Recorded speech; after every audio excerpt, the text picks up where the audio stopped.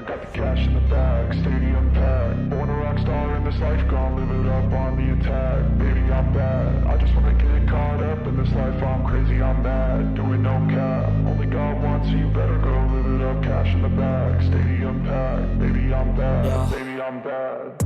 I just wanna stay bad, stay mad. Chip on my shoulder cause they treat me like an outcast. I ain't gonna take that, stay back. I'll be swinging hard till the hits come in all caps. I ain't gonna lay back, pray that someone's gonna help me. Ain't nobody like that. I ain't gonna wait, that's all fact. Give me one shot and I'll never get the throne back. I'm sick of being cautious. I'ma go cause something, can't stop this. I'ma steal everybody's lane, call it shoplift. Sick of hearing everyone complain when they thoughtless. Taste the pain, it's like candy canes. It makes me go change into a better frame, into a better name. Society's insane, we all live for fame, yeah. Cash in the bag, stadium packed. Born a rock star in this life, gon' live it up on the attack. Baby, I'm bad, I just wanna get caught up in this life. I'm crazy, I'm mad, do it no cap. Only God wants you, better go live it up. Cash in the bag, stadium packed. Baby, I'm bad, baby, I'm bad. I got the cash in the bag, stadium packed. Born a rock star in this life, gon' live it up.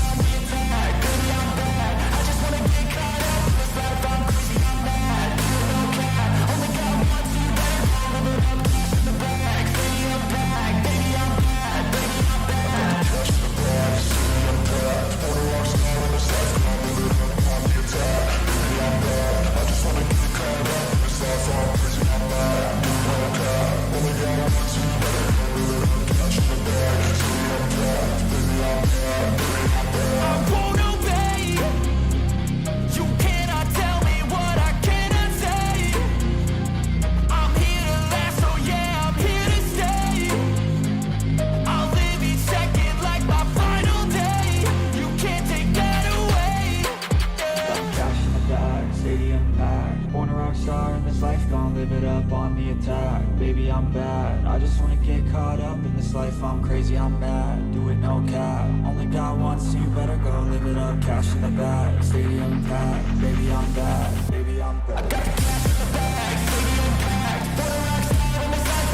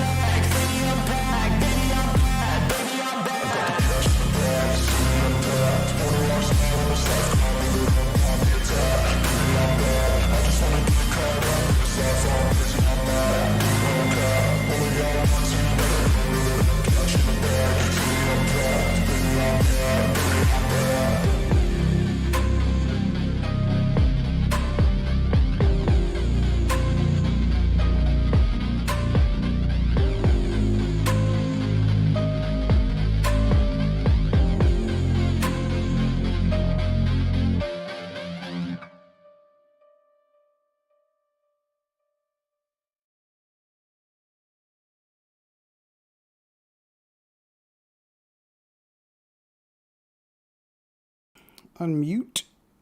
What's up, everybody? Make sure we check audio before we start the main show.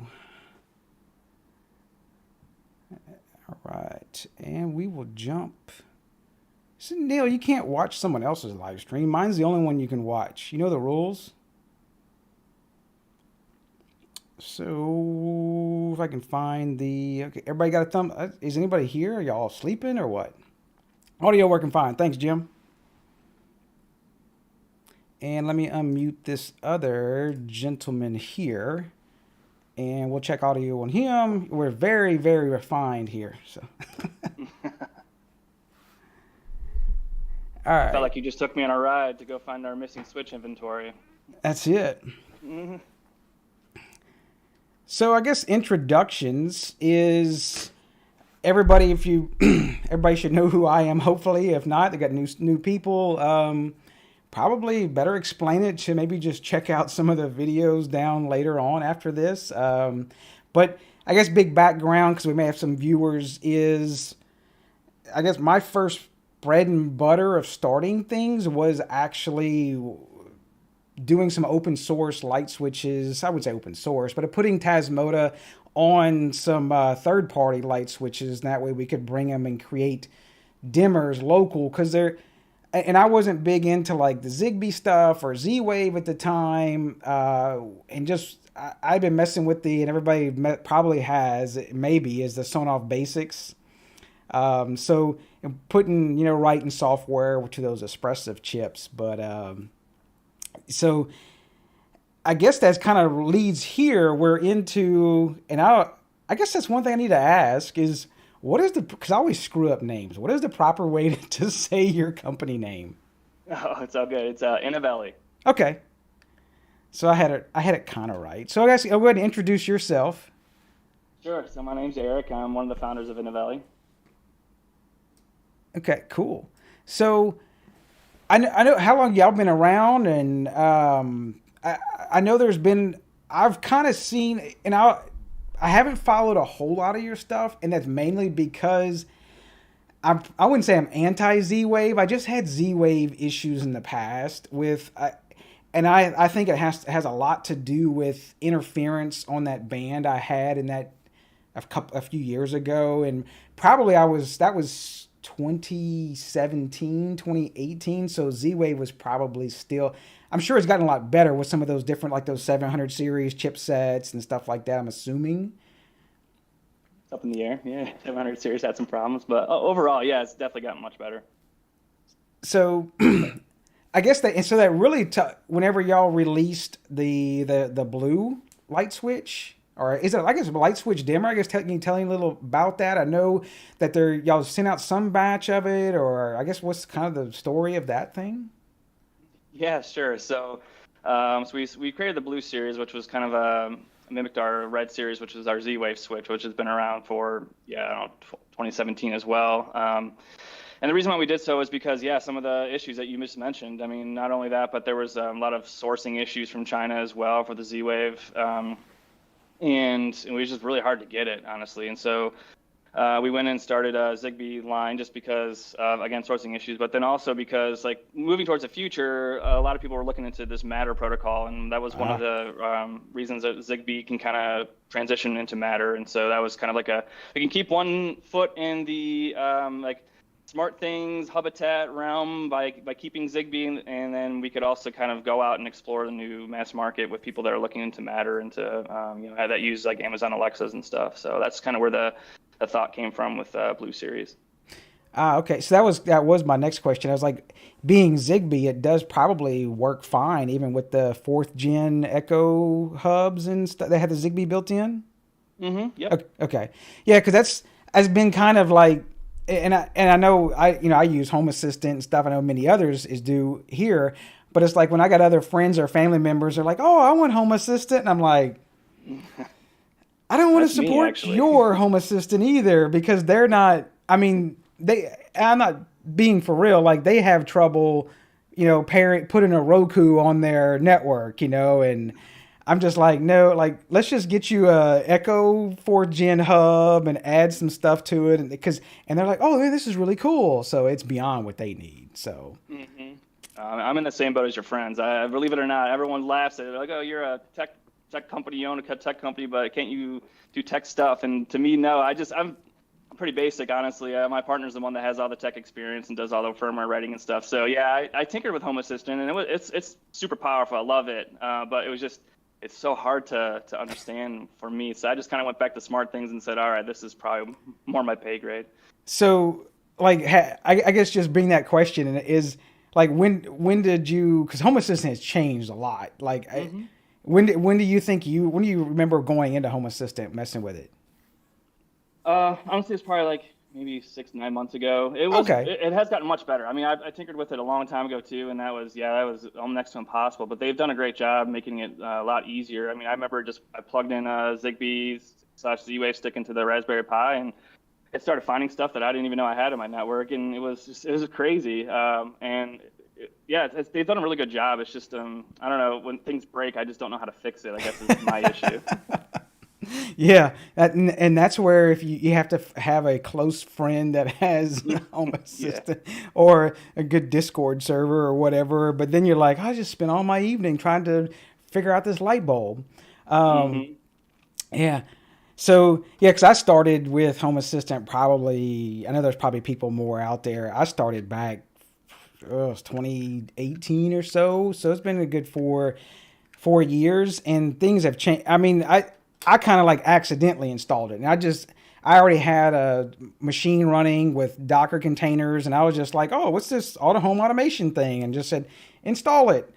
And the onboarding wasn't there. So like stuff wasn't like poly. It just started up and there was this GUI and it had all this stuff and it started finding all my Google speakers and stuff. And I was like, clicked on one and I was like, oh, I can make it talk. And I was like, you know how long I have looked that up on SmartThings on how to do voice notifications. Now I'm sure that may have changed. I don't know if it has on SmartThings, but I was just like, this is freaking awesome. So that's where it just kind of took off with me. So yeah, Jim, HA only breaks on the days ending in Y. Yeah. Yeah, that's exactly right. Yeah. So, so I guess that leads, I know we have like, most of my Discord server is like, in a lot of we're a lot of hardware junkies. So I know we were talking on, and I'll just tell you, this guy is like, he's very plugged into the community. Like I reached out, and he probably doesn't remember because he's probably talked to like 1,000 freaking people, or more than that since then. I think I reached out to you on Reddit like a few years ago, and cause I think y'all were just doing Z-Wave, and I was even like, hey, if you're doing expressive stuff or whatever, and you gave me a good answer, and you were like, well, we're just doing Z-Wave stuff right now, and I was like, that's cool. And so you weren't an ass to me or nothing, so that's fine. So that's good. I have my moments. I try not to. Yeah. So, I see him talking to everybody, which is pretty. I know some people talk about, well, hey, I can go over and get this stuff, and then, but I find that it's a breath of fresh air for a company that we can just talk to, and I know y'all see y'all have stuff on GitHub, and by the way, y'all broke the mold on the Zigbee to MQTT website, by the way, with all the stuff on the blue switch. Oh yeah, well, that's good. It's good to hear. So I want to see what are they talking about? Hardware. So I guess, and we talked about it a little bit. I know you probably can't have the answer today, but we have always wanted an ESP32 dimmer. Now with those with like, I know y'all, are those lights addressable on the side, like within the blue, or what? Are they just all one color? Yeah. In the blue they are. Yep, they can change RGB. Even like you can mimic it to get like a fake white. They can dim up and down. You can do there's 7 LEDs total, so you can have a different color for each LED, different animation for each LED. It's pretty slick. I mean, one of the guys in our community created like a notification for like when it rains. Basically, like the top 2 LEDs are like a white cloud, and then the bottom 5 are like it's like rains basically. So it can say like it looks pretty cool. I'm doing a terrible job explaining it, but it looks awesome. And like it can show you like, hey, it rains in the radar or rains in the forecast or whatever. So yeah, there's a lot of really cool things you can do with it. Neil must live in the prison, no windows. Yeah, we get that too. I know that's. Yeah, and I totally get that. Like I have a and I don't know if he doesn't sell them anymore. I think he maybe sell them, but he might be out of stock. But it was a little DIY decor sized, and it was just ran off 5-volt DC, and I bought 2 of them, and it was a guy in the Discord. He made the PCB for him and the buttons, and it's just a 3-button PCB with 3 addressable LEDs on it. And let me see if I can find. Let's see. And kind of the same premise, I guess, was, if I can find, if the picture will get bigger on us. Yeah. So there's 3, and taking pictures of LEDs is totally just a pain. And people are like, why does it look like that? It's like, no, it doesn't look like that to the eye. Your camera lens is just so much faster, and so it looks brighter. But these are RGB, and what I have these in my bedroom, and I have them like super low. I mean, it's like a scale of like 2 out of 255, and I'll have them red and green for like hey, is my alarm armed on the house? Or is the other one will be red or green based on are all the door locks locked? And then I have this one. It will do the middle one. Would be like red if the dryer is running. Blue is the washer's running, and then red and blue, which makes purple, if the washer and dryer is running. So it's kind of cool that you could do that kind of, because this isn't for everybody. So I kind of understand, like, yeah, that's cool being able to have it built in to this, which is a dimmer and a switch from what I take on it. Yeah, it could be either or. So it can be controlled as, it can just control on and off, or you can set it to be an actual dimmer switch. So yeah, whichever you prefer. One of the animations I thought, or one of the notifications as you're on that topic, I thought was kind of cool, which really, I don't know, speaks to Home Assistant, because I think I can't figure out how to do it on any other platform.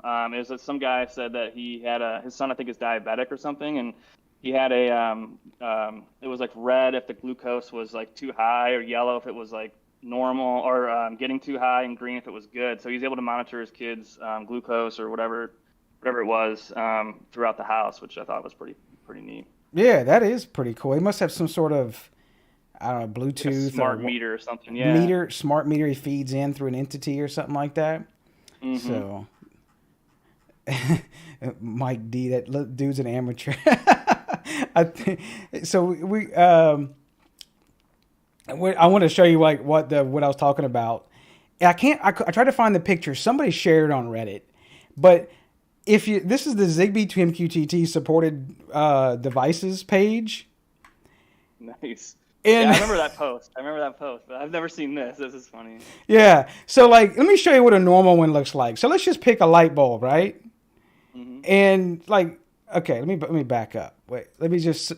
So like, look, this is what the cells look like. It says like, oh, it does climate, it does this, and like, okay, let's go to Hue. I guess it wouldn't be Hue, it'd be Philips, I guess. I don't know. I'll pick one. AOTech. How about AOTech? And it looks normal, but then when like you pick yours, it's like, this is insane. Is like, yeah. Can I even click on it? I don't even know if it lets me click on it. Oh man, that's wild. Yeah. There it goes. Look at all the crap it exposes, y'all. Like that. Yeah. I think it's from your other Eric that did all this, right? Yeah, him and then there's a couple of guys in our community too that are big into Z2M. Like a lot of our beta testers that we're working with this really hard on it. So yeah. But yeah, I mean, our community is crazy. They'll come up with the most random ideas, and the way we build I don't know if you guys know too much about us, but the way we build our products is basically from start to finish. We work with everyone in our community. So like, for example, I'll post, hey, this is Project New Horizon, which was this 2-in-1 switch, and say, we kick it off, here's what we want to put in it. And then we build it together through like 6 to 9 months. And people are always saying, well, add this feature, or hey, I have this random request that I want to use specifically. Can you put that in the firmware? And so, yeah, I mean, so many people are wanting to build this together, and there's all these ideas are flowing in that, yeah, you end up with this thing that's exposing thousands or whatever. It was breaking Z2M. I mean, it's pretty wild, but it's pretty cool too, the amount of like calibration you can do with it and customization. So yeah. You're doing the opposite of what you're supposed to do. Like that, having that many people is like the ultimate scope creep forever. Mm-hmm. But I guess it's the best thing to do. I would say I would totally do it, because it's like you're gonna get the best ideas with the big community and let everybody build it. Because you can't add everything, but apparently you can add just about everything. So yeah. Yeah, I mean, I used to work at Fortune 500, and basically, I'm not trying to brag or anything, I promise. It's just more or less the point I was trying to make was I've been in the project manager position there, and they keep things very secret. You've got 2 or 3 people that are working on the project, and that's the way we used to be when we first started. Is I was like, well, I don't want to let our competitors know what we're doing. But then the more I thought about it, I think I read a book. It's called The Show Me Way or something. And I know like that brand sometimes gets scrapped on in the community, the Akara brand. But them as a company was pretty fascinating story. And since that's how they did.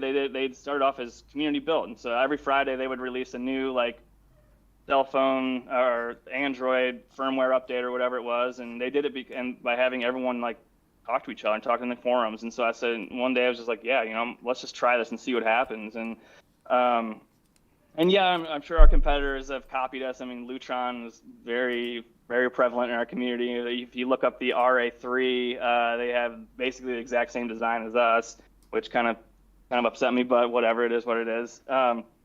But it was nice to just kind of have everyone kind of chip in and create something, because it gives them also a sense of ownership as well, and they don't want to go to the competition because they feel like they have a vested interest in the project. And so I mean, we've had an instance where we had a project that was going on, our competitor launched it, ended up launching it before we could get it out, but a lot of people in the community were just like, hey, listen, like, we know that based on your roadmap, it's going to come out the next month or so, and we're sticking with you guys because we feel that we're interested in this project as well. So I don't know, I really like even though it is, yeah, like you mentioned, scope creep, I mean, it's fine. It's with firmware OTA updates, it's real easy to kind of add a lot of these things into it. I mean, the hardware makes it a little bit more challenging, but the firmware side is pretty simple, so it's all good. Yeah, and I guess I did forget to mention that, just disclaimer, that before no one said it, but like, y'all, you're not paying me for anything for this. I'm not paying. There's no money exchange. There's no affiliate stuff. So I just thought it was cool that I mentioned to you on Reddit, like, hey, let's have a live stream, and he was like, yeah, let's do it, and I was like, and no doubt, I feel like I'm bugging this dude, because we would he would send me an email and I would send him one back, and we probably emailed like 2 or 3 times a day. And I was like, I felt like I was bogging you down a little bit, but it's so awesome to see a company plugged into the community and listen. Because prime example, and I know everyone has said it, that a popular YouTube channel threw a fit about a certain switch, a motion switch, they couldn't get OTA updates for. And like, these guys are doing it right here. So like, I don't know. Yeah. I'm going to vote with my wallet for that, to be honest with you. So yeah, it was a fun day for us. Everyone was like, oh my God, check out this popular company is problem right now. Yeah. So we were just kind of sitting back with our popcorn, just saying, oh, that's yep. fun day for the PR guys over there. Yep. You know, like, they're like, look at my thing right here. It says firmware update. Yeah, exactly. And if you go to, like, I think it's firmware.inovelli.com or something, I can't remember where they, but it's all hosted. It's been hosted for years, and you can go click and download any sort of OTZ file that you want for Z-Wave. So and we plan to do the same thing with Zigbee. So yeah. Very cool. So I'm assuming I saw on the list so I do support. I know some people use ZHA, which is built into Home Assistant because it's a little easier. ZHA's come a long way. I prefer more of a Zigbee to MQTT. It's kind of a decoupled thing for me. And I guess I'll zoom this in because some people do watch on mobile. And so I do Hubitat. I haven't messed with Hubitat much. I've seen it one time, and that was about it. So, yeah, they have a cool story too. I like those guys over there. Yeah. So, I won't get into their story and try to do a hearsay story, but no, it's no. I really don't know a whole lot about Hubitat. I just know it. Didn't they? Only thing I know, and you can correct me if I'm wrong, and other ones can correct me in the chat, was like some of them kind of broke away from SmartThings or something, some of the developers, and that's about all I kind of know. And I remember the very first model, they had an external Z-Wave, that Nortec Z-Wave stick, I believe. And like, they must have bought all of them up, because you couldn't find that stick nowhere after they bought them all up.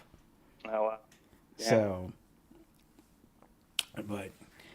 let's see what else. So I guess Neil's gonna, of course, Neil, we pick on Neil a lot and he's good in the Discord, because we always pick on him. He's gonna buy 5 of everything, but he's the one that's gonna talk about the price. See, look, even Jim's talking about he'll buy 5, and he has an elevator in his house, so he probably would want to put a dimmer in his elevator. But I will get to go. Actually, I'm supposed to go. And I haven't told anybody this, but I was supposed to go see him later this month when I go to North Carolina. So, but I'll get to see the elevator in person, y'all. So nice. So cost, and I know I know you're probably prepared, because you get asked this a lot, and because someone's gonna ask, like, well, I can go over here and go buy this Tuya dimmer for $15, and what do you mean I'm gonna buy yours for, like Neil said, $50? I'm not sure what it is landed to the door. So Yeah, I mean, we sell out, so people love paying $50 for a Switch. I never have inventory, so no, I'm kidding aside. I mean, it's like I don't know. I mean, we're all smart homeowners, so you get that interaction with us. You can basically build a Switch with us if you want to in the community. So, and there's a lot of other things that I could say that justify the $50. I think I talked a lot about it in the Discord last night. That kind of talks about that, but yeah, I mean, I don't know. I mean, I think the price it was set fairly, and that it is what it is. So I mean, I guess I really wasn't too prepared for that question, but I feel like I talked myself out last night. And now I'm sitting here like, oh man, I could say it in person, but I'm freezing up. So no, it's all. No, Go back and read the Discord thing. I yeah. guess that'll address a lot of the pricing. So I will tell you, like, in everybody is like, I was like, he joined in the Discord. He's like, oh, just come check you out. And he's like, oh, and I did search to see if y'all talk about. No, he didn't say exactly that way, but he's like, I'm sure he went in and searched his company name. Let me see, they're talking bad about me because I'm not doing that. Mm-hmm. No, he didn't. But he started chit chatting with a bunch of users, and I'm like, I went and got ready for bed. Now I'm Central Time Zone, you're Eastern. And so, like, I even went and got ready for bed, and I'm like, still looking at my phone in bed. I'm like, holy crap, this dude's still talking to these people. And I was supposed to go on a YouTube thing with him. He's gonna be sleeping. So, but I thought it was awesome that you were like it was really cool conversations talking about cost and everything, and it's pretty cool. So. Yeah, you guys made me open up my laptop. I was on my cell phone at first, and I was like, oh, man, this warrants a laptop response. So and I was running out of characters, too, in Discord. I didn't know that was a thing. So, yeah, no, it's cool. I usually stay up till 1:32 in the morning. I've always been kind of a night owl, and especially dealing with China, who's 12 hours ahead. We have to work with them, too. And I don't mind staying up to that late. But I do like to sleep in, too. I'm not the typical 9 to 5. I'm usually like a 10:30 to 6 or 7. So. Oh, that's freaking awesome. See, and I'm sitting there going, okay, I got to get up at 6 a.m. and I put my boy on the book. So, so I guess that leads back to one of the stuff we were talking about is, and I know you probably can't answer today, but a lot of my community, including myself, we're gonna, and I know you got another stuff coming and whatever, I'm sure always different roadmaps. Would it be possible to like take the current Blue Series you have and I know you probably have to hit to your tech guy and pop an ESP32 style module in it? Yeah, certainly. We can certainly do that. I think the challenge that we run into, which I was sort of hitting on last night, is that even if we did just pop something in there, which we learned this from Zigbee. So we had Z-Wave switch, and we're just like, it's as simple as just switching a Z-Wave antenna module with the Zigbee one. And then it took us 12 months to come out with that. And it's because of all the certifications you have to do. So, for us, it was Zigbee, FCC, UL, all these things. It takes and I'm pulling up your FCC docs, by the way. This is, in case anybody knows, these are all public knowledge. You can go on FCC's website if you don't know this. Yeah, and it costs, minimum, I'm not exaggerating, probably about $100,000 to create a new SKU. I mean, unless you're sharing a lot of the same components and stuff, but which if we did plop an ESP in there, we could possibly share some of the same components from a UL standpoint, but worst case scenario, we're looking at like $100,000. And then the one thing that we've also learned is just to not do too much at once. In the past, we've had smart plugs, bulbs, sensors, all these SKUs, and then what happened was we couldn't afford to maintain that inventory. It was just way too hard, and then we ended up, and especially when COVID hit and the supply chain shortages, all this stuff happened all at once, and we just said, oh my gosh, like we had to discontinue basically all of our SKUs and just focus on what we were good at, which was lighting. And so to add another like a Wi-Fi version. It's doable. I mean, it's something that, like I said last night, we were researching with a fairly large B2B company because that's what they wanted to get into. We can certainly do it, but it'll definitely take a lot of extra capital. And so one thing that I am open to exploring is like a crowdfunding type, like through a product to see like, okay, can we hit the minimum order quantities that we want? Can we cover at least our UL certifications and all the other things that go into the switch? And if we can cover that, then I don't have a problem looking into it. And someone was talking last night. I can't remember the exact quote or conversation, but it really did open my eyes to it. I'm not just saying that. I think it really opened my eyes because they were talking about like the Jasco being $33 versus like their Z-Wave one being $50, and it got me thinking like why is that? Why is there such a price differential when there's only like maybe $2-3 tops on what Yeah. the modules differential would be. So why is it so like? Why are they even bothering with a Wi-Fi version? It doesn't make any sense because they've been in Z-Wave for so long and they've been in Zigbee for so long. So why are they even bothering? And then it kind of hit me like they're probably in it because that's where the mass market is, honestly, and they're still there. And like Home Depot they're the ones that are saying like, hey, we just want a hubless switch or hubless whatever. We don't want to deal with the hubs anymore. We've been down that path and don't want to be there anymore. And so, the reason why I bet Jasco, it's just an assumption, is in that game is because the market's so big that even though they're willing to take small margins, they can still sell a ton of them. So, Yep. and quite frankly, we could do the same thing by being in the Wi-Fi realm. I mean, we have all these different like features and like from a hardware perspective, I mean, we have neutral, non-neutral that our switch can do. Our switch can work with a dumb switch in a three-way setting. Not only that, but an aux switch too. So there's all these different things that really differentiate us from the competitors, especially in Wi-Fi, because Wi-Fi, from what I've seen, is like more of a Me Too type thing where all switches look the same. I mean, they come from the same manufacturers.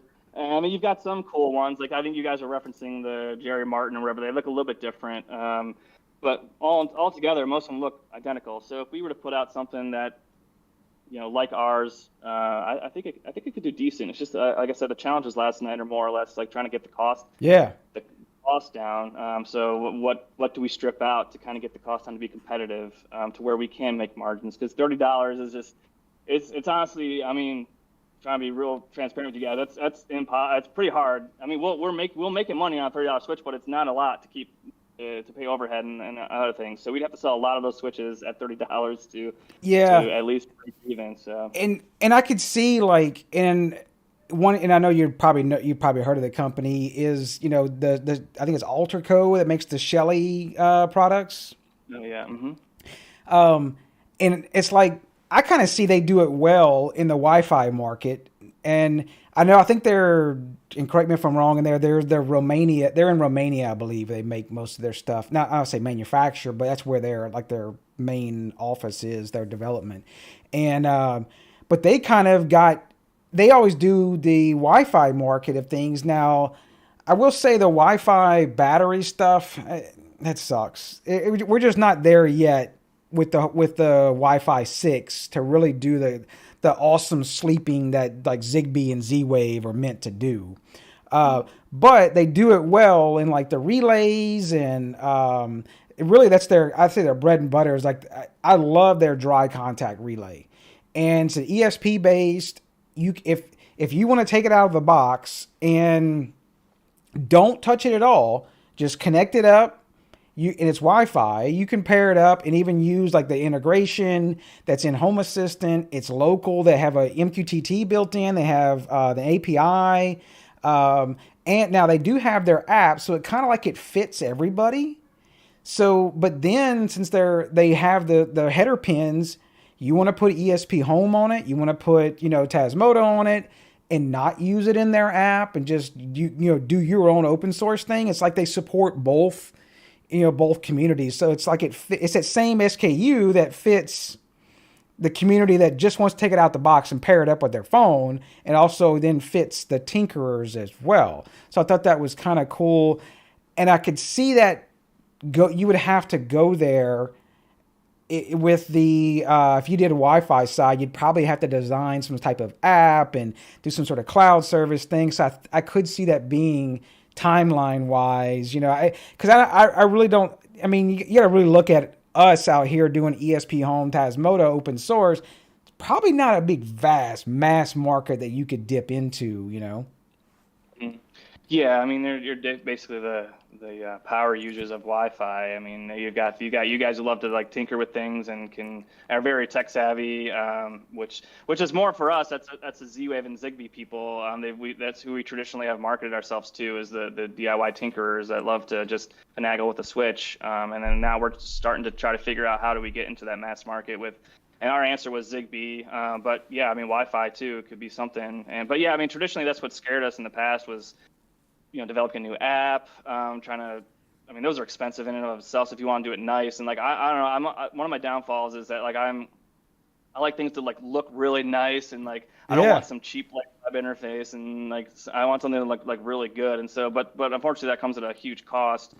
So that's just another thing that has just traditionally kind of scared me in the past. But it's not to say that it's not something we couldn't do. But yeah, I'd be interested in just taking a look at least and seeing what all the costs together. And then, like I said, once we added that all up, and then we do a crowdfunding or something that says, all right, we need to sell 8,000 switches to break even, and then maybe we do that, and then if we're able to do it, then yeah, I don't see why we wouldn't be able to do something like that. Man, that's cool. Yeah, I think Kosid's here. That's the one you were talking to last night. He's pretty smart on some of the stuff dealing with the various switches and everything. He just said that in the chat, Jasco is, if I'm saying it right, Jasco Ultra Pro is actually just using a rebranded Smart Life app, which is Tuya. So, Tuya, okay, yeah. Something we could do. So I'm not sure there's all kinds of stuff that you can probably dig into, but I can definitely say it would dip into a bigger market of like just being able to, because a lot of people love their, a lot of their Wi-Fi stuff, and it kind of, I'm not trying to add another SKU to you, but it's like, man, it's kind of like you got the same switch where it's like, hey, you want the Z-Wave version, you want the Zigbee version, you want the Wi-Fi version that's in the cloud, or you can take the Wi-Fi version that's local. It's like you fit freaking everybody then, dude. It's like, yeah.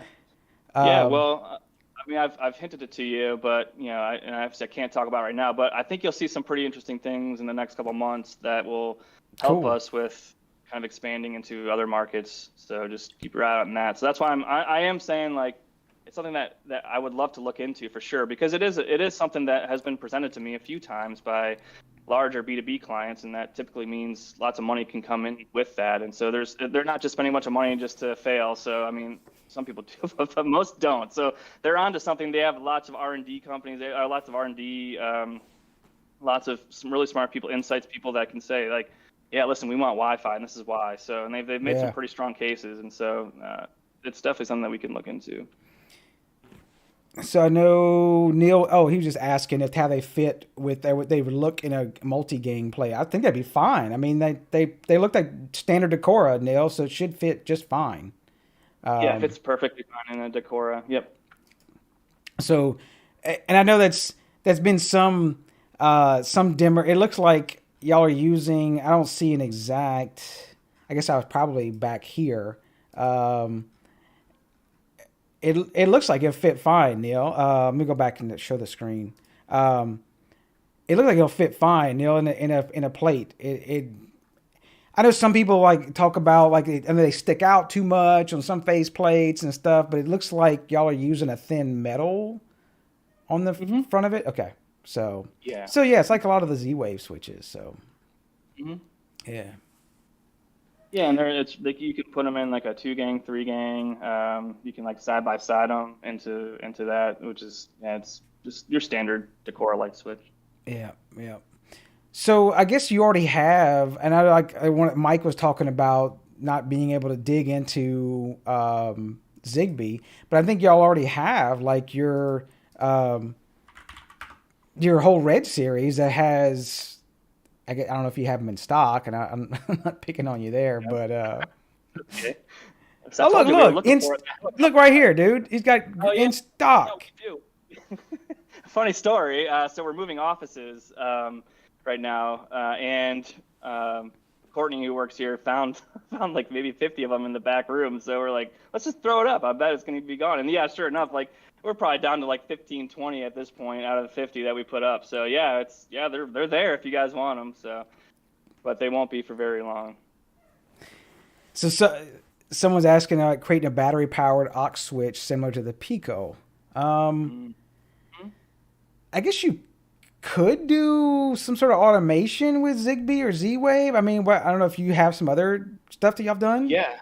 Oh, that's definitely on the roadmap and something that we actually have prototypes here.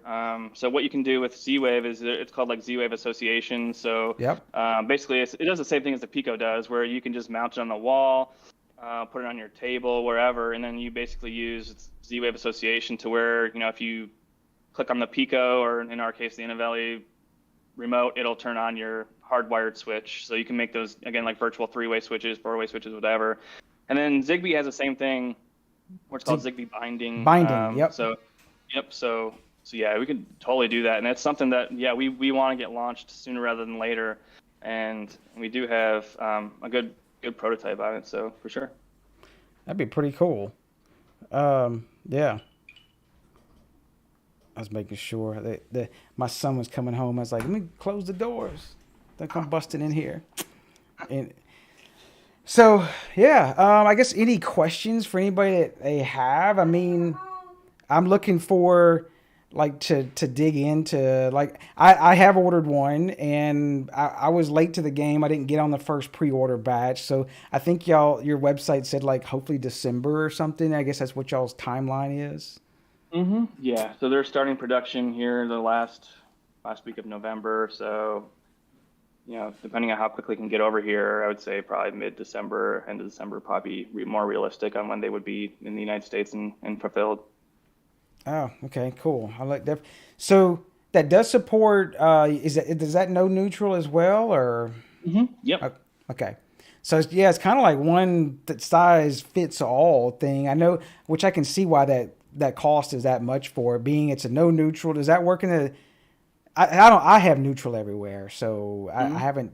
I'm a total idiot when it comes to people asking like, well, I don't have neutrals and you can do that in a 3-way. And I was like, bro, I don't even know. I've never seen. Like, Yeah. I'll go into houses that are built in the 70s and have neutral in my area. So I'm like, I've never seen no neutral. Yeah. I've seen it one house that was built like in the 30s or something like that. So. Yeah, no neutral, and then in 3-way setting you can do like in the no neutral setting you can use an auxiliary switch. It's like I don't know how to explain them. Basically like a momentary switch, but that we sell that in Jasco. All those guys sell it's the same thing. But you can use that in a 3-way setting with no neutral. If you do have a neutral, you can use either like a dumb existing switch, like a $2 switch. So here you go for the money conscious people in your Discord. You can, instead of buying all those fancy add-on switches like this one, you can leave your existing dumb switch in the wall. So you really want to buy one smart switch for a 3-way, 4-way, 5-way. That's one benefit, I guess, of ours. It can be either a dumb or an aux. Yep. Let's see, what else? Every scenario. Mark, I know you're talking about those older. That was that very first dimmer. I don't know why they made that thing. They made it like a little bit larger than Decora with rounded corners, like massively rounded corners. And so if you wanted to put it, and I actually have one, I got somewhere over there. It's a 2-gang switch plate that actually I drew out, and then I took a Dremel and because you had to make it bigger. Yeah. Horrible design, and why they did. I don't know why they did that. So I'm imagining it's probably a Chinese company, and they just don't know. I mean, that would be my obviously guess. I mean, the same thing if we were to try to design something for Europe, I'm sure we'd screw it up too. So. Yep. That's why I think, what? No, you're fine. Just close the door. She's asking if she can get ice. It's going to make a bunch of noise. I'm like, we kind of run it just loose here, right? Yeah. So, so I can see that, like, the same thing is like, I bug Shelly, which is the Shelly stuff. They make those some momentary switches, but I'm like, you marketed this and you're sending it to somebody in North America, but yet I can't put it in my wall without changing some box to be Decora. So yeah, but exactly. So I guess what other, I guess, like you say you run. I guess a lot of people in your office, like you said, a few of y'all use Home Assistant and whatnot. And I guess while we have a community here, is there questions that you may have that's like kind of what we want to see? Or, I mean, I've already expressed interest in the ESP32 side. And I was just trying to, I know we were talking about cutting features out and everything, but if like you already have that base switch made, it's almost like, and of course, without knowing the pinouts and stuff, to see like if there could be an ESP32 module thrown into it, it just makes sense to me. I don't have to redesign the whole, I guess the main side of things, and that I guess the lights and stuff too probably be fine. So. Yeah, exactly. No, I think what really drives up the cost is, one, we have to use MOSFET over triac because of the dump switch, aux switch, and three-way. That's really what really drives things along. Then we have two relays in it, one for dimmer, one for on-off. So it's Oh yeah, I did see that. We could potentially just come out with just two separate SKUs that are Wi-Fi. So one could be an on-off, one could be a dimmer, and then we just have a non-neutral, be maybe a separate SKU. I don't know. Yeah. Yeah, there's definitely a lot of ways that I think we could probably cut some costs without screwing up quality at all. So yeah. So what's the V mark? I saw the V mark. Is that like a previous company y'all had, or? No, that's our manufacturer. I wish they wouldn't have put that on there. But okay. Yeah, that's who we use for our manufacturer. So. Oh, okay. So everyone's Googling VMark right now, I bet. Yeah, everybody is, right? So I was curious, and I even tried to Google this. I don't know if that was like a custom module, Zigbee module y'all had made, and because I was like, ooh, what's the pin out of this? Because I know Mike was asking the pin out, and I was like, okay, you got an IPX, yeah, that's cool, like what's the pin out? I see 3.3 volts. I was like, man, I wonder if we could just swap ESP in it ourselves, so. Yeah, you're asking the wrong guy. This stuff is a foreign language to me, but I just kind of make the pretty pictures and make the products look nice and talk to you guys. But yeah, Eric's I'll have to get the other Eric on here and you can talk more about that for sure. Yeah, so I guess a good question is, Andrew is asking, you may not know, the edge dimming, trail edge dimming on the devices. Maybe that's probably something that's probably been asked a bunch. It may even be something on your website. I don't know. Mm-hmm. Yeah, Andrew, were you in our community today talking about this too? No, just kidding. There's a hot topic, leading versus trailing edge, MOSFET triac. Yeah, we used, I believe it's leading edge MOSFET. And again, the reason why, and I'll share the link too, because we actually just talked about this today, and I shared a lot of the screenshots from the engineers. That said, this is exactly. Oh yeah, sure. If you want to go to it, you can search up. I think it's if you search enhancement thread or something, maybe two in one enhancement. Yeah. Okay, he two hyphen one.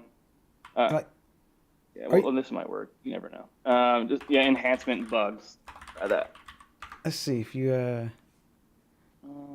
Okay, instead of the in, just put a hyphen in there.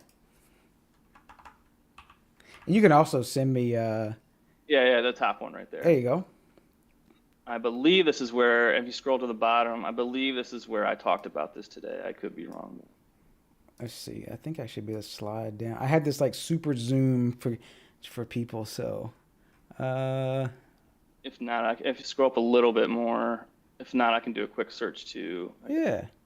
I was all over the place today, so I can't remember exactly where I posted it, but I'll do a quick search. Yeah, and while I dig around, and I'll be sure to leave the link down in the description as later as well. So here you go. I got it. We got my man Cody gave it to me, so here you go. Check that one out. Okay. Thanks, Cody. Okay, yeah, so this is what I'm talking about. So someone above me asked, MOSFET, triac, why did you go down that route, sort of thing, because, one of the sacrifices we had to make was not a lot of bulbs are as compatible with leading edge and MOSFET, and at least in our case for some reason. It's one of the things we get knocked on a lot. So so I had to kind of explain here, this is what our manufacturer said. I'm not an engineer by any means, but this is kind of at least I'll just give you whatever our engineers are telling us, and hopefully you guys can interpret it on your own, sort of thing, or ask questions, and I can get better idea or better answer for you. So so this kind of goes into a little bit. I mean, in a nutshell, we chose MOSFET just simply because in a three-way setting, our switch, again, you can use either a dump switch or an aux switch, and triac just for some reason just wasn't able to do that.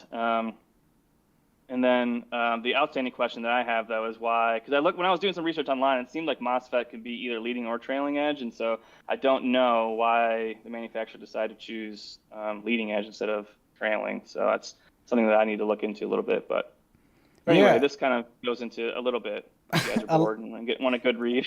A little bit, like, and I'm not knocking you at all, so don't take it that way at all.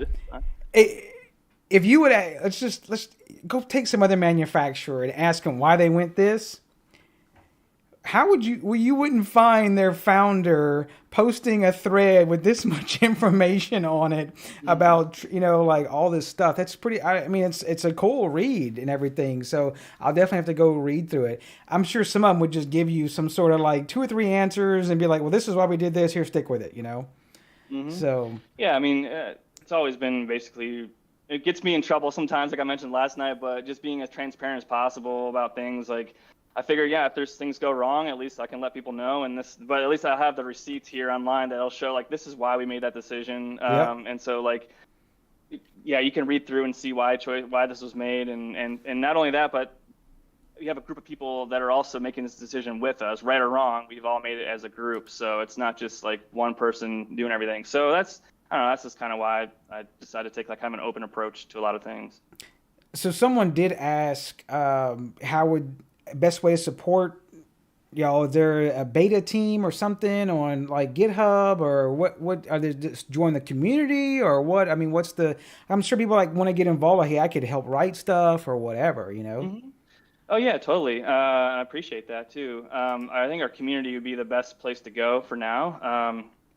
Just kind of feel it out. I mean, you'll see a lot of cool threads there that you'll see a lot of bugs that are brought up that get squashed. You'll see a lot of ideas, enhancements that people would like to make. And so, and you'll see me kind of saying things, something like shooting up an SOS sometimes, like, hey guys, I have no idea what's going on with this problem. But even if it's with our own website or if it's something that's completely unrelated to a light switch, I'll say, hey, I would love to have some help. And it's amazing the amount of people that just step up and help, and I really love it. So I mean, if you want to join the community, I'm happy to say hi. And I'm probably driving you nuts if you're the one that designed the website, because I'm using Dark Reader. I love Dark Reader. No, stay on that, man. Okay. Because, like, I know some websites I had when I had Paulus on, he's like, why does the website look like that? And I was like, oh, because I have Dark Reader. He's like, oh, okay, yeah, I hadn't looked at it in Dark Reader. So there's you can see up by the login button, there's so you can switch between light and dark. I mean, your reader's on, so it's probably screwing it up. But if you didn't have the reader on, you could switch between light and dark mode. Yeah. I that's what I even on like my little website that even I did. I was like digging through, like, 'cause this is just Docusaurus, I think is it the system. I'm like, it has to have dark mode. Like I can't, because like I read stuff at night and stuff and everything. It's just so much easier on the eyes and everything. So, but nice. Yeah, for sure. I love dark mode. So here you have it. Go join their community and everything. I guess, is there anything, I don't know, what other stuff we may want to talk about or whatnot, or if you got questions for, I don't know, they got different. We talked about some other stuff. I don't know if you want to talk about your stuff. If you want to join something else, I don't know. It's No, we're all good. Yeah, no, I just enjoy hanging out and talking with you guys. I mean, I don't like I told you in our email, I'm like, I don't want to come off as some salesman. That's not who I am. So I don't want to, just completely go off on our products and everything. I think it's more just, and talking about home automation, chit-chatting, whatever you want to do. I'm happy. I know some people may be thinking, well, Travis is just being a shield, but this guy or whatever, like, I'm thoroughly impressed by, like, the little bit I've dug around, like, clicking on some of the links and everything. I'm like, man, these people actually talk to people. They fix stuff. They talk, and it's like, because I get emails from different manufacturers and stuff like, here, you want to review this product, and it's like, and then a prime example, and people will see it later, was just a 24 port PoE switch, and the fans are freaking loud on it. And I'm like, is there a way to make the auto fan? And like, oh, well, no, that's a feature. No, what's the feature? The feature is that the fans run full out to keep it cool all the time. And I'm like, No, it's not a feature. There's a thing called, I know it's not new technology, but there's PWM fans, it's been around for a while.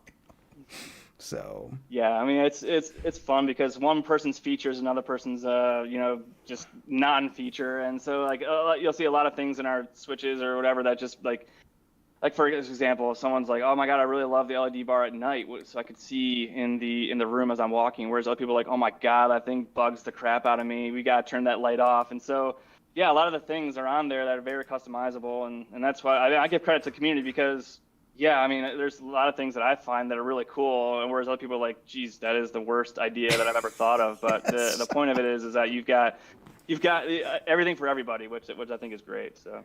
Yeah. Yeah. I know I did this earlier, but I have never seen, like, this is the Zigbee to MQTT page. I don't think I've seen one that scrolls this much. So, that's a little crazy. Yeah. So Jim, I saw that. It does power monitoring, Jim. Yeah. So I saw the power calibration, current, voltage in current. Yeah. So there's the 3 calibrations right there. That's pretty damn slick. So, yeah, someone was talking in the thread last night about who needs power monitoring, and I'm kind of with you on that one. But there's a lot of people that really love power monitoring, and they've got these really cool dashboards in Home Assistant that'll show like all their power, and it's really cool. So I like it in that sense. So it's there we go. Some people play around with stuff, and be able to see different things and whatnot. So nice. I think I probably even have more in here. So there's because I have 2 power monitoring things just because I've reviewed both of them and then people ask questions. So I'm like, well, the hell would I run both of them in my box and have like all my circuits monitored and so it is pretty. I will say at the light switch level, I don't think I really don't have a need for doing like monitoring the power usage of my lights. But I guess you can use it with more than just like being it's an on off switch. You still should get power monitoring. How many amps? Do you know offhand how many amps that the switch supports? Believe 10. But I could be mistaken. I have to check with UL. I mean, I think here's the answer. It's 15 unofficially, but 10 UL certified. So okay, I would stick with 10. Yeah. Okay. So and see, look, I think there's how many other there's not many companies that link the FCC certifications on the product either. Like. That's pretty. I think that's my inner paranoia. Is people think that we're lying? Because we've had a lot of those Chinese companies that are just like, yeah, we're UL certified, but then you can't find the certification anywhere. And so I was like, whatever, I'll just post it and hopefully set some people at ease that it's important to some people. So yeah, I totally listed up there. Oh, you laugh on Discord. We go through like documents and stuff and like looking at because we're digging in wanting to like swap stuff and make motion night lights and stuff with ESP Home and Tasmota, and like so we're like before we buy it, let's look at the FC. And so like we'll pull up like reviews on Amazon trying to see if somebody took a picture of the back of it. And you're like, oh, there's the FCC ID. And you pull it up, and it has nothing to do with the product at all. Yeah, it's like a children's playpen or something weird. Yeah. There was, I still wish I saved that picture. We always call it the cat stepped on the keyboard FCC ID. There was an FCC ID that was like so long, and it just was like somebody banged on the keyboard. And I was like, there's no way. Yeah. So yeah, those Amazon reviews can be tricky too. I mean, a lot of the tactics that people have done is they'll somehow take over a listing that has thousands of reviews. Oh my God! That used to be like again like a children's playpen or something weird, and then all of a sudden it's got a light switch on there, and it's got 2,000 reviews that are 4.5, 4.7 star. But then you start doing some digging, and you're like, wait a second, like this doesn't match up to what's actually on this page, but. I think we've all seen that where they just post something, they just switch. Like I've been going back, like somebody's like, oh, hey, what is that thing you ordered? And I was like, oh, let me go look at my history of stuff I ordered. And I was like, that's not what I ordered because they switched the damn listing to something else. Yeah, it's crazy. I guess like they're trying to keep the, I wouldn't say the SEO, but they're trying to keep that high. The star ratings, yeah, and Yeah. SEO for sure, yeah. So, um, oh yeah, James talking about. I'm gonna screw this name up. Baofeng with their ham radios, walkie talkies. Yeah, they had like you can go Google. There's so many model numbers. I don't see how some of these. So yeah, Jim was saying 600 watts incandescent, so 5 amps max. Actually, was according. That makes sense. Um, so Okay. Yeah. it's probably I'll check that one out. I I was probably dealing with the dimmer. So go by the docs that are on the website. Well, I'm also prone to error too, so Yeah, I mean, that's why you link all the crap on the website. yeah, Like exactly. go It's believe it on DYA for there. sure. Yeah. So, um, oh look, you got a fan out there. Eric, love to say the blues rock. The wife loves them. We can't agree on the LED colors. Ah, nice. Appreciate that. Thank you. So I'm looking forward to getting mine. Someone was asking about. I saw, and I don't remember. I remember the question.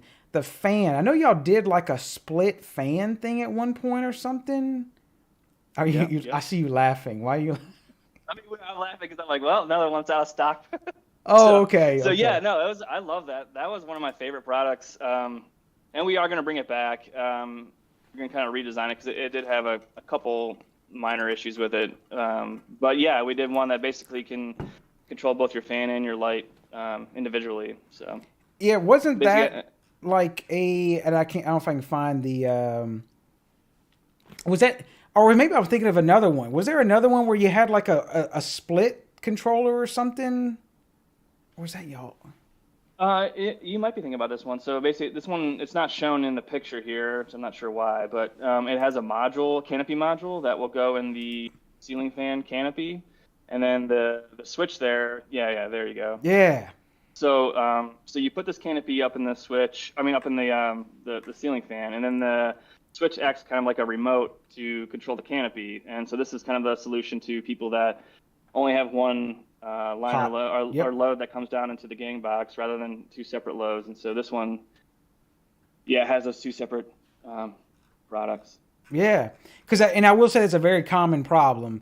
Is now I fixed it before I got in the smart home stuff but I have a single story home and I'm able to get in the attic and all my switches were on the inside wall, so I was able to fish another hot.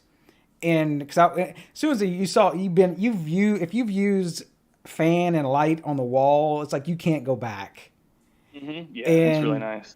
And then so when you come into an older home that just has one hot, and then people are like, well, I got 2-story and I can't run another hot. It's going to be, electrician's going to charge me $600. And, it's like, now there are some solutions we can do with like some open source stuff, but then, some people, you start to tell them that and their eyes just glaze over.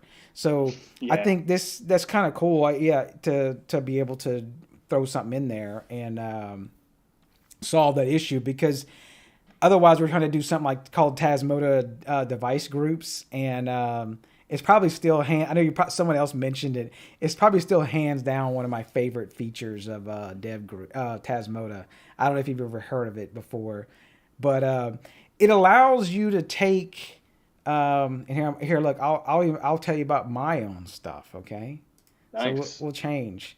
So a guy named Caleb Pryor, I don't know if he's here. He makes these awesome freaking wiring diagrams. I do not claim to make them. And so, and I have a little video to kind of tell about it. But basically, and I'll see if I'll just say open in new tab. And we'll zoom in to this to make it easier. So basically what it is like you may take, the big key is you got to have 2 Tasmota devices, and you take like say a dimmer or a light switch, but here's where the things become where you probably have a better product is we can't totally, there's a built-in ramp up, ramp down in the dimming. Mm-hmm. We don't want to do that to Wi-Fi smart bulbs, and there's no true way in the software to bypass the actual dimming of it. So we actually have to bypass it in the box. So so basically you're giving constant voltage. You're keeping your Wi-Fi bulbs hot. And then this allows that same thing. I'm big on never removing functionality while adding functionality. And I know some people like taping light switches and stuff. I know you're doing some of your stuff where you're bindings and stuff and bypassing with smart bulbs, and you're like, oh, this is cool to me. It's the same thing. Well, we'll take a Wi-Fi smart bulb. That way you can still have that wall control, and then you could do color temperature and change, for like with that circadian rhythm and stuff. And and also with the dimmer, we can change colors with like hold 2 buttons down. But the cool part is all of the communication is done. It doesn't go through Home Assistant. It doesn't go through MQTT. It's all done through UDP over Wi-Fi. So that as long as local Wi-Fi, I know some people get it confused, like as long as local Wi-Fi is working and they're on the network, your devices can all talk to each other. And so that's what some of the stuff I've done. I have a lot.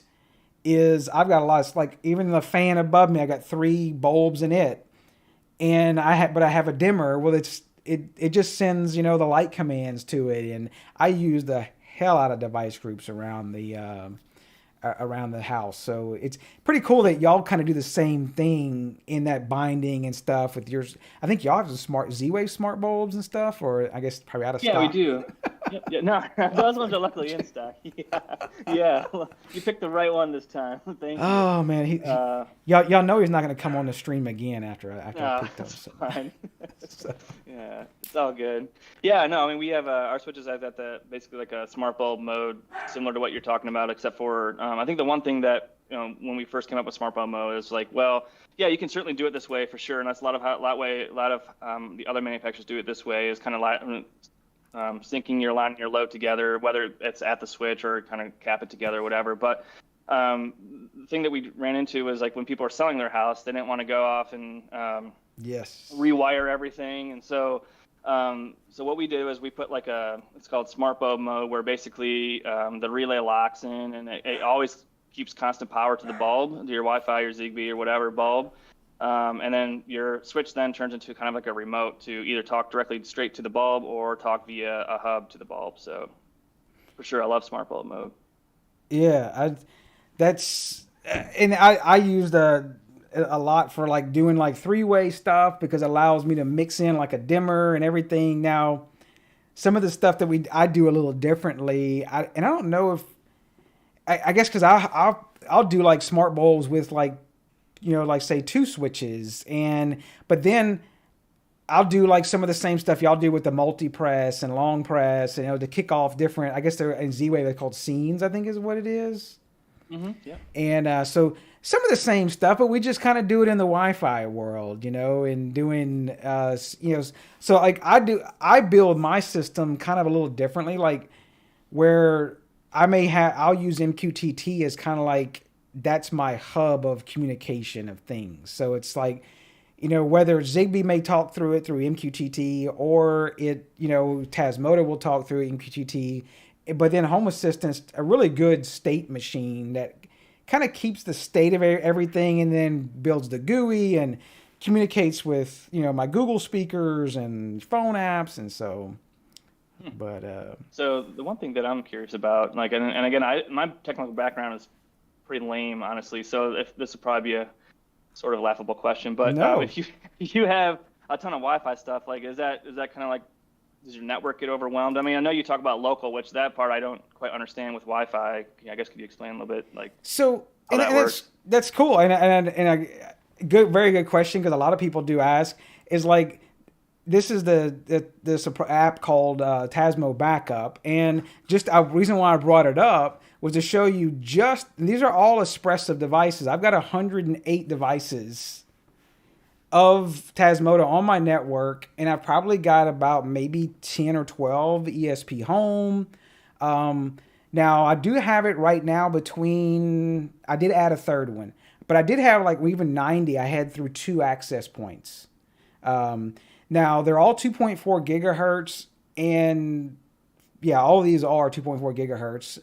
but being local, they're just speaking. They don't talk that often. You know, it's like I can pull one up. Let's just say I don't know. So I'll pull up this one right here, and so this is actually a plug that does power monitoring, and probably it will speak a little bit more but it looks like it's talking, like you can see it in 1908, 1907, 1902. So it's not like this thing is just talking a lot. So I do have a lot of stuff on the network, but it's like there's not a lot of traffic on the network. I keep the big heavy hitters is your phones, your tablets, stuff, the media streamers. I actually make a Wi-Fi network ID that is 5 gigahertz only. And so I set those devices to just be used at 5 gigahertz. And so they won't touch 2.4 gigahertz at all. And now I do have some other devices, but it's just those media streamers. I stick them to 5 gigahertz because 5 gigahertz is just like, you got massive 80 megahertz, channels and stuff. And it's just the bandwidth is there, and probably a little bit less interference for the most part because of the inherently that kind of sucks for going through walls. So, that makes sense. But I guess the big thing for local is just being able to control your own destiny.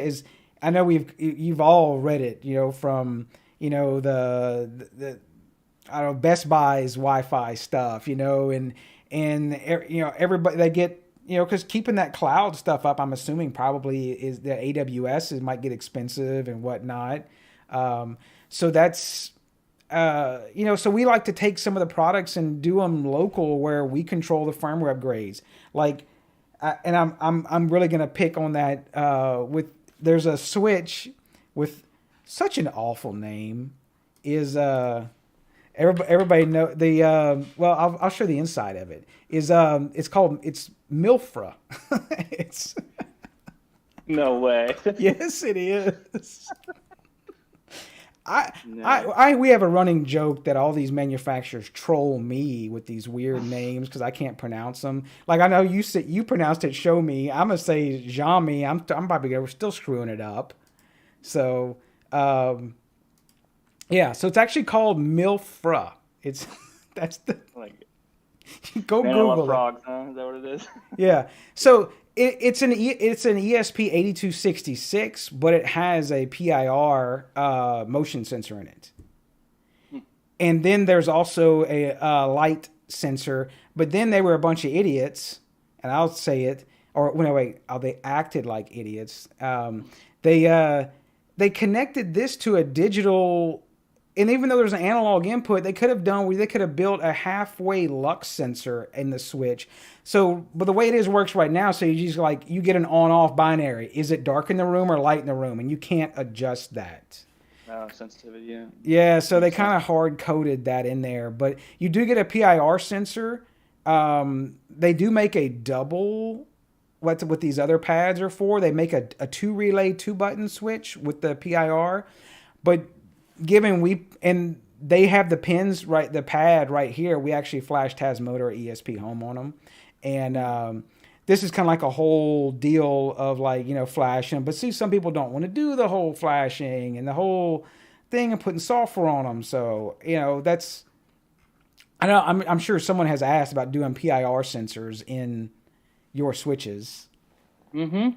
Yeah, I mean we're actually. Should be getting in a couple weeks beta samples of millimeter wave switches. Okay. Not PIR, but millimeter wave. Yeah. So really curious to see how that turns out. I'm excited about it for sure. I think it's going to be, I don't know of any other light switches that have that capability. And I think that's one of the things that especially with a 120 volt, it'll be nice to have that constant power to power that millimeter wave. Versus obviously, I don't even think they can make it where it's a battery operated at this point. No. All the sensors I've seen are plugged in. So we're pumped about that. We've talked about the millimeter wave stuff in Discord a good bit. I know some people have gone through and looked at the power draw and they're like, no, that would only last on battery for 2 or 3 days. And, it just, you're not going to be charging that up all the time. I'll say the only limitation I like this for in some areas is being tied together. Now, of course, this is, we can decouple it, like with, I'm sure, I don't know if you can decouple it with the stock. I've never ran the stock software on it because it has the smart life stuff. But being able, you can't change the, like if it's on the wrong wall in that room, then yeah, it points that direction. So it doesn't fit all areas. I don't know how the multimeter wave is going to work out in that aspect. So. Well, that's honestly what I'm nervous about, is how well it's going to work, and if it's not pointing in the right direction. I mean, there's obviously calibration that can possibly do it, but yeah, and especially like with a sensor, you can place it anywhere, and you can get coverage and wherever you want. But with a light switch, you're sort of limited to where you can put it. So yeah, I'm curious to see how well it works. Hopefully it works fairly well. But yeah, really pumped about it, because I think the one thing that I'm really curious about and really excited about is like being able to detect presence rather than just motion. So yes, especially if you got a 13-year-old daughter that will sneak out, it'd be great.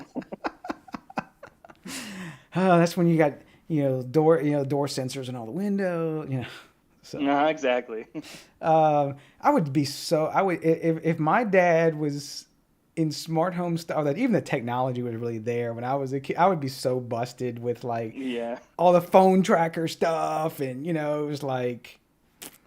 So, but yeah, multimeter, that sounds pretty awesome. I mean, the only thing I say, I've played with a couple of them here, some Zigbee ones, like the Xiaomi one, that I'm sure everybody's seen, the FP1, I think it is. Mm-hmm. Then there's like there's another 2-year one I've messed with, some DIY ones. Ceiling fans get you, I can tell you. I'm sure y'all have probably done some of that, and because like the first thing I had it in here, and I have ceiling fans in every single room. I live in Louisiana; it's hot, and so cool off. It cools you off a little bit running ceiling fans. I'm just so used to them. I'm like, this thing always says there's presence because the damn ceiling fan. So trying to find, you can angle it to not look at the ceiling fan. And I kind of saw how to do this. I'm sure you've kind of gone through that. So. We're just getting the first beta samples in a couple weeks. And so, yeah, it's one thing that I've seen too online is ceiling fans. And then obviously pets can trigger it too. And so I'm really curious to see how we solve for that. And so, I mean, your community is asking where to help. I mean, if you go into our community and look at Project Linus, feel free to come in and comment, and yeah, maybe you could be a beta tester too. You never know. So it's, but yeah, I'm excited about it overall. But yeah, there's gonna be a lot of challenges for sure, and but we're up for the task. Yeah, this was I know everybody. I was just trying to pull it up. But I was talking, but the $60. Well, I guess Cloud Free has them. I don't know if you've ever heard of Cloud Free. He's actually, I think he's in Indiana, I believe. He sells a lot of pre-flashed stuff, so people don't want to have to put ESP Home or Tasmodo on them. And he also sells a bunch of little sensors because people find it hard. And I get it. So people don't want to order stuff off AliExpress and the stuff they can't get. So he does a lot of pre-flash stuff, that has like Tasmodo out the box, So looks like he's got quite a few as well. So in some of his stuff. So. Well, that was interesting because I was gonna bring that up earlier, in sense of like the local control and flashing Tasmoda and all that. Like that is such a foreign language to me too. But there are obviously people like you that can do that. But how easy is it of a process is it to do that? Because if we do go into mass market, I can guarantee you that 9 out of 10 customers are gonna be like, I don't want to even bother. I just want something that will connect directly to my phone. And then the question becomes, okay, well, now are there interference issues when you've got 15, 20, 30 light switches in your house and you don't know how to set it up the way that you do? Yeah, and I think that kind of goes back to, and by all means, anybody has any other recommendations, I don't want to speak for everybody out there. 'Cause I'm trying to think of like, if you have a really, really old router or just a really crappy, ISP base, because a lot of people do get. I mean, you gotta think about I run my own thing, my own router, my own thing. But a lot of people just, hey, I want to pick up the phone and call the cable company or the phone company, and the guy comes and drops off a router Wi-Fi thing that's all gateway, and it's just they look at it and go, here's the password on the bottom, and they're done. That's all the setup. And I have family members like that, and I wouldn't go there with some of this. Now, I guess that's where I was going back. If you had something that was Wi-Fi based, as I really think to get into that market is I think you would have to have some type of app because not everybody's going to want to do, Home Assistant, Habitat or whatever. Some people are totally happy about, and I know I'm not, but they'll take a smart bulb out of the box, go screw it into their fan or whatever, and then tape their light switch up, and then they'll toggle it with their phone, and then they'll use, Google or Alexa to turn it off and on, and they're totally happy. And they're like, oh, I got a smart home.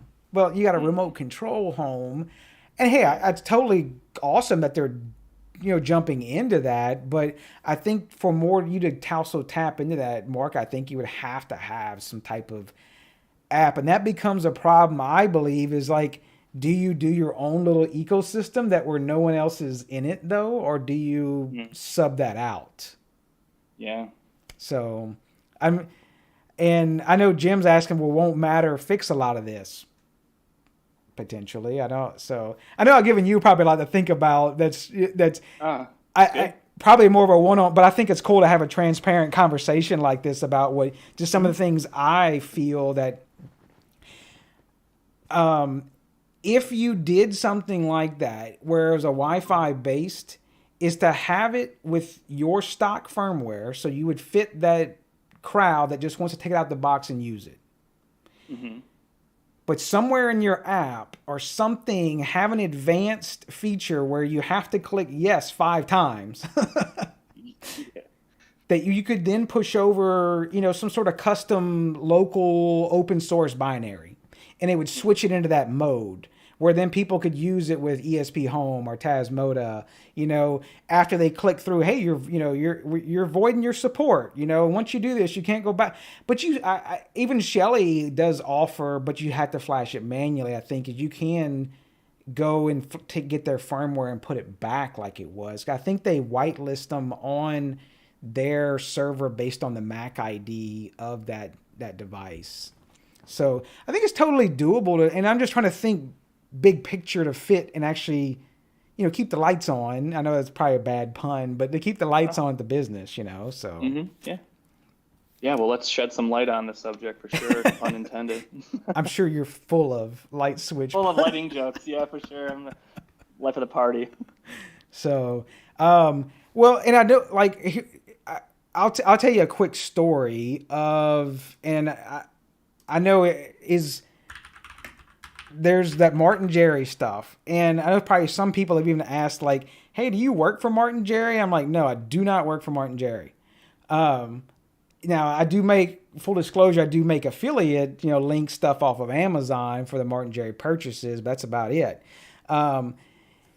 Is they just really had, they were a third party through Tuya, which, the Smart Life app and everything.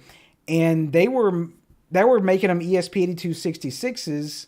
Now we would flash Tasmoda and flash, ESP Home on them, and they were pretty cool light switches because they had a blue LED, a red LED, and then we could decouple their thing, so it kind of fit everything. And then the cool thing is they made a dimmer that was this. Well, this is a 4-pack, I think.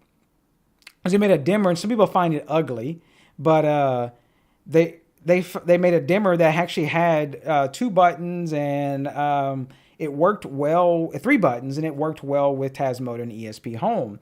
But then everything started shifting to Tuya got away from doing with Espressive, and they were switching all to their little chip called Beacon. Beken, I can pronounce that one. They probably pronounce it something different. But it wasn't as easy to do your own little open source firmware on it. So then we got into actually, and I've got videos on it, of actually with heat guns and swapping the chips on them. I mean, I'm talking swapping the chips on them is I mean, I'll just show you the picture of like one of the insides of one of them, the Martin Jerry ones. And I had this blown up real big, by the way, everybody. So just because, let's see. Well, you can kind of see the back. I think of the dimmer I have. Let's see. Good thing for dead air, Travis. Yeah. So we would actually take a heat gun, and this was actually a 2-year module. We'd take a heat gun and take this chip off. Now this one would be Beacon. It's a different model number. It would be like TYB or CB something. It'd be, and we would take this module off and we would solder on an Espressive one that was already pre-flashed with Tasmota or ESP Home, whatever your choice was on that. But that's definitely not for everybody because like you're soldering and pulling chips and stuff like that. So I was bugging Martin Jerry and they're across the pond. I was like, hey, like still love your stuff, but you're switching to back end. Like, is there a way you can do pre-flash stuff? And so what they ended up was sourcing this module, and it's in an Espressive module and not 2-year base, and they actually sell them on Amazon as pre-flashed. And I know we talked about a lot of price stuff, but of course they're selling them pre-flashed from across the pond. These aren't UL listed. They're not, I don't even know if the FCC ID is, totally legit. So, but That's cool, though. So the cool thing I guess long story, but it's like I think you could sell, like, even if you wanted to sell one that was pre-flash, I think you could, but would you get enough? And I think if you combined, because you're controlling more of your stuff. If you had just one SKU that just had the ability software-wise to jump to ESP Home or Tasmota, then you're fitting everybody with that one SKU instead of having to split SKUs, or SKUs, whatever you want to call them. So. I mean, do you think that's possible to do something like that, to have like a firmware that could switch between one or the other? Or is that, I mean, I'm just asking because I have honestly no clue how it's built. Yeah, absolutely. Because it actually, Shelly actually had it in theirs, kind of a backdoor around way.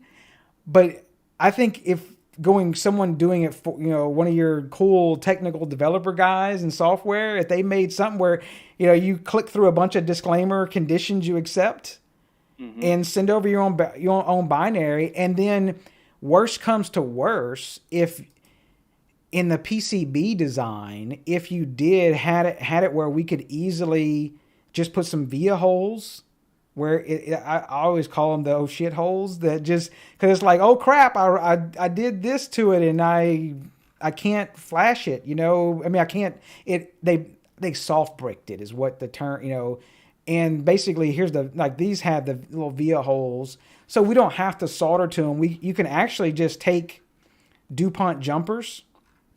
I don't know if he has pictures of it. Yeah. So he's just taking DuPont jumpers from here and shoving them in the holes.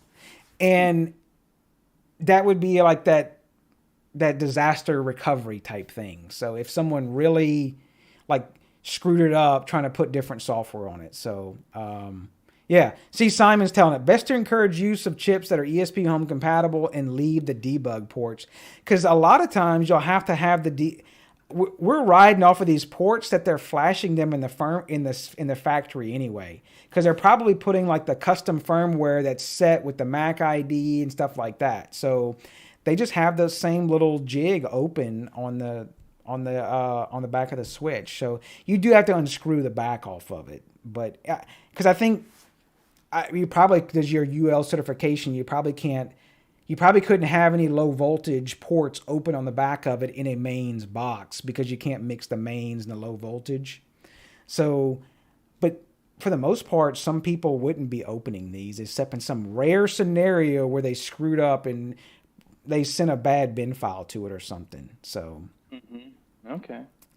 I took some notes on that. Yeah, I'm curious now. Yeah, and so like even like when I jump into something here, we still have a firmware upgrade button, and we can actually, this is Tasmota. In ESP Home, same way, kind of. You can put in like an OTA URL where by default, I have this local, but by default, there's actually a over-the-air web server. It downloads it and it flashes it to itself, or you can send over your own file, using a browse. ESP Home's a little, I don't know if you've messed with ESP Home, that's a little bit different. Is that you can, this is like the dashboard in ESP Home, and you want to send an update to it, you actually just click update and how you want to send it. And the Home Assistant, they are kind of is more, I think Home Assistant bought, or don't quote me, Nabu Casa bought ESP Home, but I was part of Home Assistant umbrella. So, but, so yeah, I mean, it's totally, I think, doable to fit that multiple, long story short, is now, because I can sure talk a lot, is to fit everybody in one thing with that Wi-Fi thing. I think really the biggest hurdle would be doing your own app, and then you got to set up some sort of AWS cloud server to support those people. I think that's probably the biggest hurdle. Yeah, well, now that you mentioned the app thing, I mean, there's definitely companies out there that have them pre-built that you can just kind of skin. I know that's the cheap way out, but it could be something just to start there and then build our own outside of that. In the meantime, if it's not good enough, but I've got a couple companies that I've actually been thinking of because they've been trying to partner with us. They've got a hub that has actually Z-Wave, Zigbee, LoRa, and then it also has somehow, I don't know what it is, but they've got like data mining or something built into it too. So it does that, like, I don't know, it's insane. I mean, crazy. It's a $300 hub, but they have an app that's pre-built that potentially could use. So interesting. Yeah, my wheels are spinning now. Yeah. So and like I say, and then we will probably talk your head off in Discord about stuff, and if we need to jump into like probably more of your community thing, that's fine. I mean, you're gonna find the people. I hate Wi-Fi, and like, because Wi-Fi devices suck, but there's people that hate Z-Wave, there's people that hate Zigbee, there's people that it's just everybody's gonna hate. I hate $50 light switches. I get it. So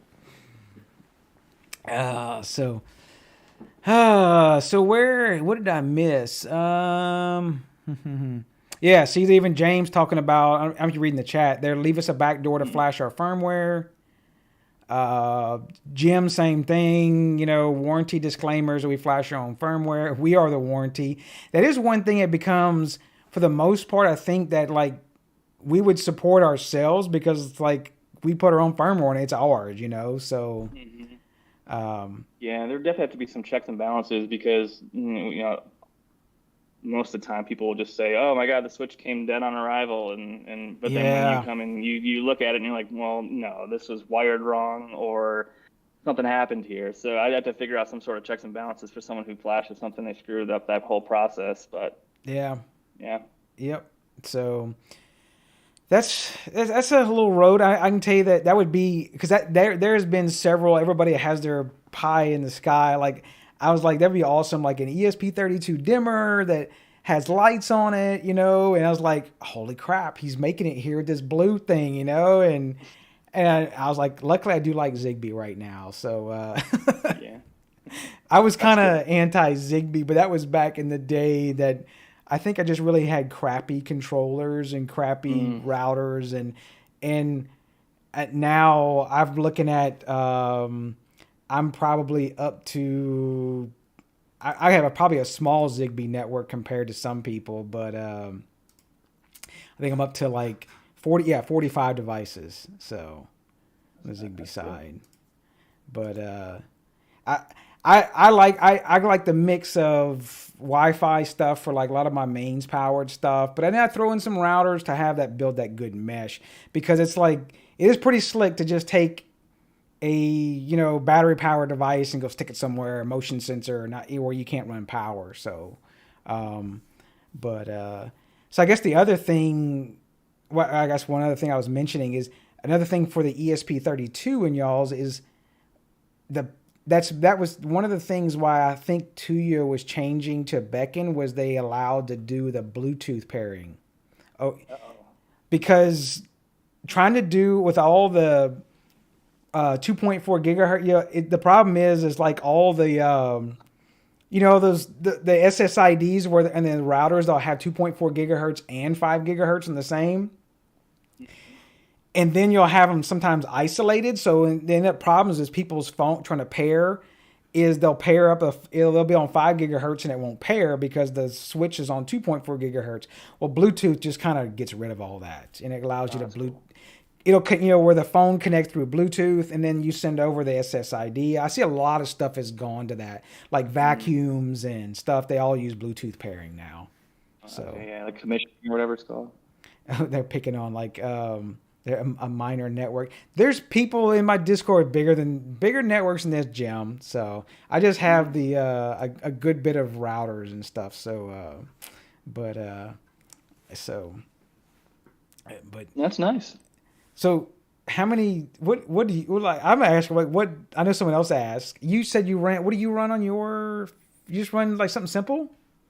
Yeah, something very basic. Just smart things at this point. And then, okay. I'm just renting right now, so we finally are closing on a house next month. So I'll finally be able to start really doing what I want to do with everything.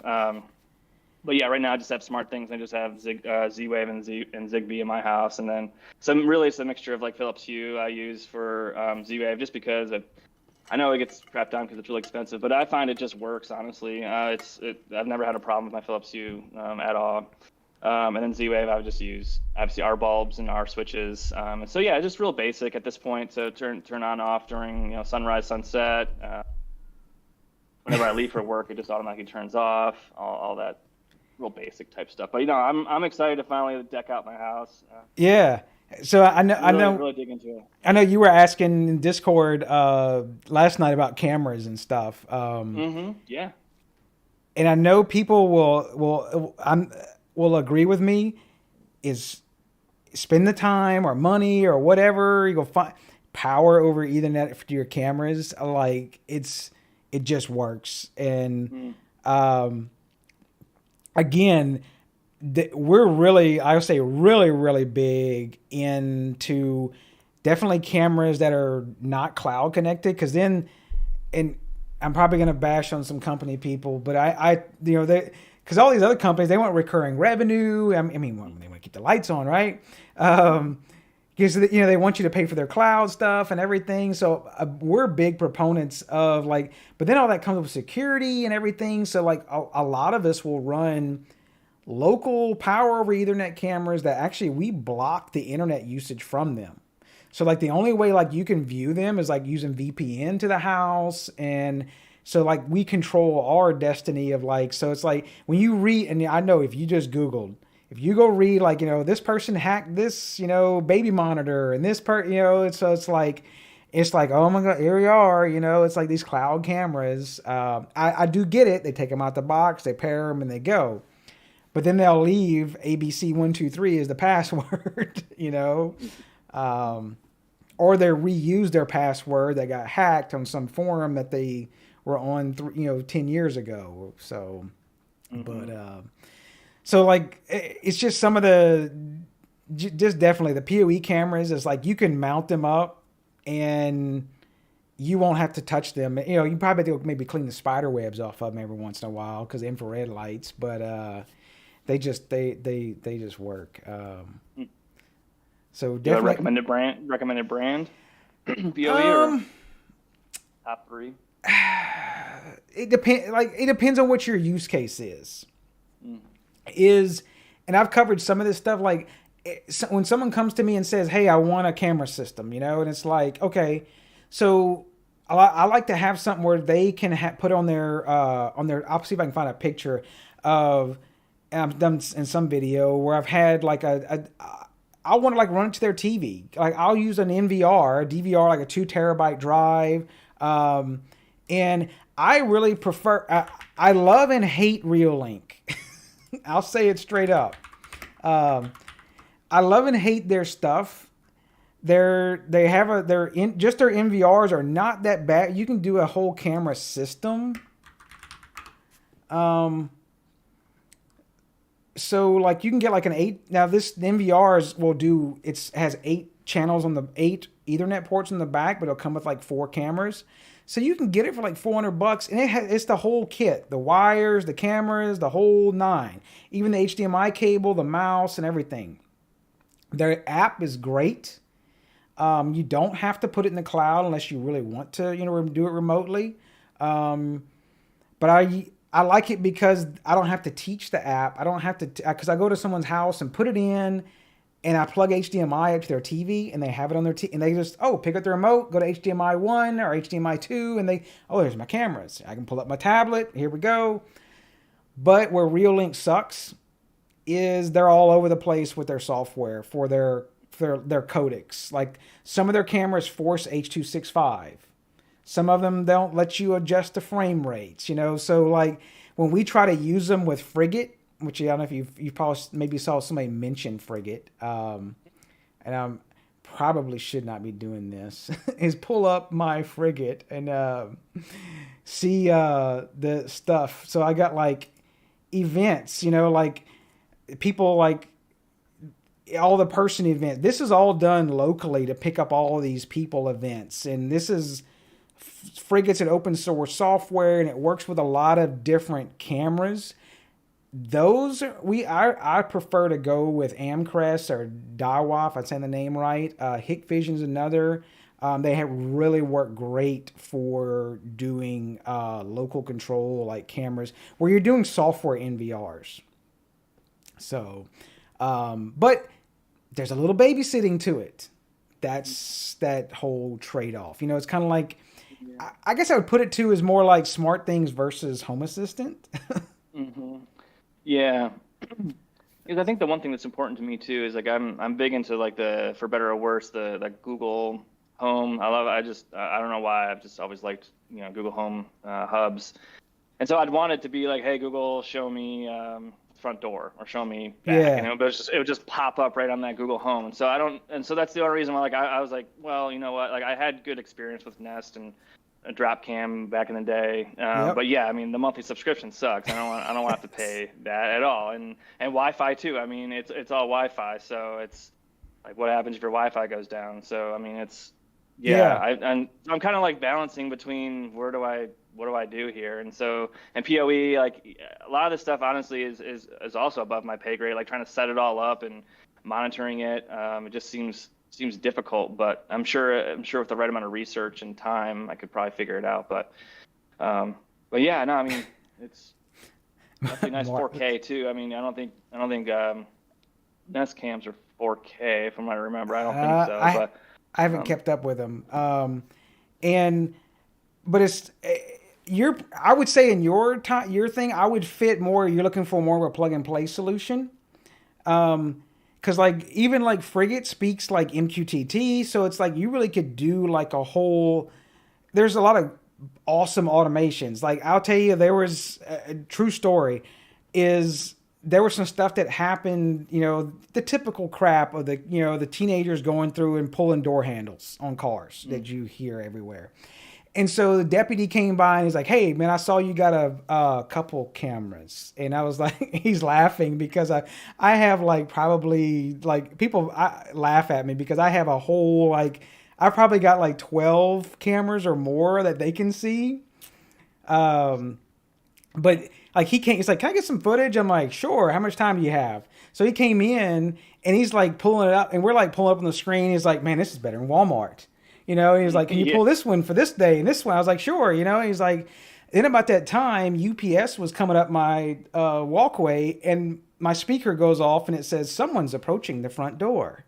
And we look up, and he's like, "I think you got a package coming." And he's like, "That's all automatic?" And I was like, "Yeah, dude, it's like just automations, And so you can do a lot of cool stuff, but then you have to babysit it a lot. And that's why I say like the Reolink system that I go put it in just for this reason, because I don't want to have to support people on it, and it still has like that person detection, vehicle detection, and you can do a bunch of stuff. So that's probably where Reolink would fit. Amcrest does the same thing, but it's not as polished as Reolink stuff. So Okay. it's again longer. What did James said it great. The long story longer. So Yeah. No, that's good. I mean, I appreciate the advice for sure. so I do run both. I have a Reolink MVR. I have it hooked to my TV. It's great. I do run Frigate. I run Blue Iris. I run a lot of stuff. I probably shouldn't run all at once, but it's like I feel like when people ask questions, I'm like, oh wait, I run that over here and do this, and because it's still really not all of it does it well. It's like trying to do Frigate and Blue Iris to HDMI. Well, a hardware NVR just has a HDMI out is just super easy, but the cool part is like you talking about the Wi-Fi going down and setting up PoE. These are all power Ethernet cams. Is you just got to take it out the box and plug them in. The hardest part of setting up your camera system is to run that Ethernet cable and mount those cameras on the outside of the house. That's the hardest part. Okay. So, and no one has commented on the camera. There was one person commented and said, "Be careful of getting Google to show your back door." So I'm sure that was definitely a different back door. So Yeah, clarify, please. then somebody talking about Grindr, now installing Grindr on your phone, and yeah. Oh no. Yeah, man. Maybe. All right. I'll roll out Google then for that purpose. Yeah. So so we kind of went way off, but that's fine. I don't know what else we've been Light on. switches to Grinder doesn't get any better than that. So.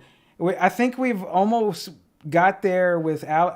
If you've ever, I won't touch. If you ever go on AliExpress, some of the stuff they try to get you to buy. You ever buy anything on AliExpress? No.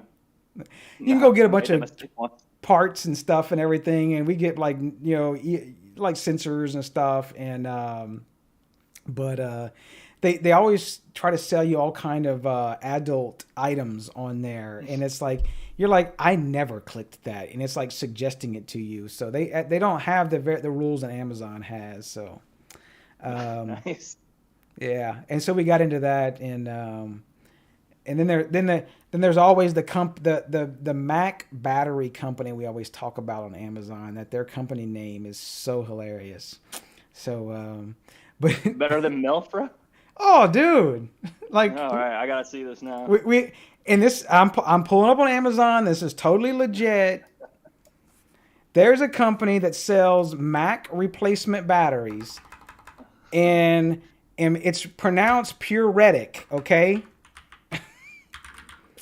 is nice.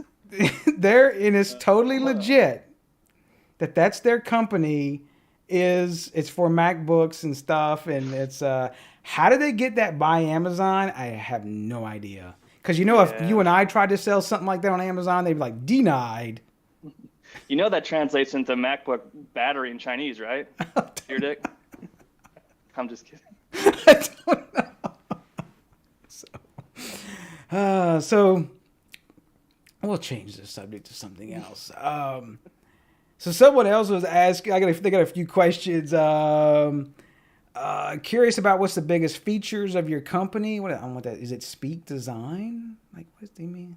Sleek. Sleek Design. Yeah, I mean, I think from a product perspective, it would be kind of the design. The LED bar is really what we hit on a lot. But I mean, ultimately, I think from a company perspective and a whole, I think it's more that it's just a community focused company. I mean, we build things together. So I think that's kind of what at least when I pitch to investors, that's what I talk about is how it's all literally thousands of people coming together to build a product, and just the passion behind that, I think, is really, and we just take a different approach than a lot of the Fortune 500 companies out there. Yeah.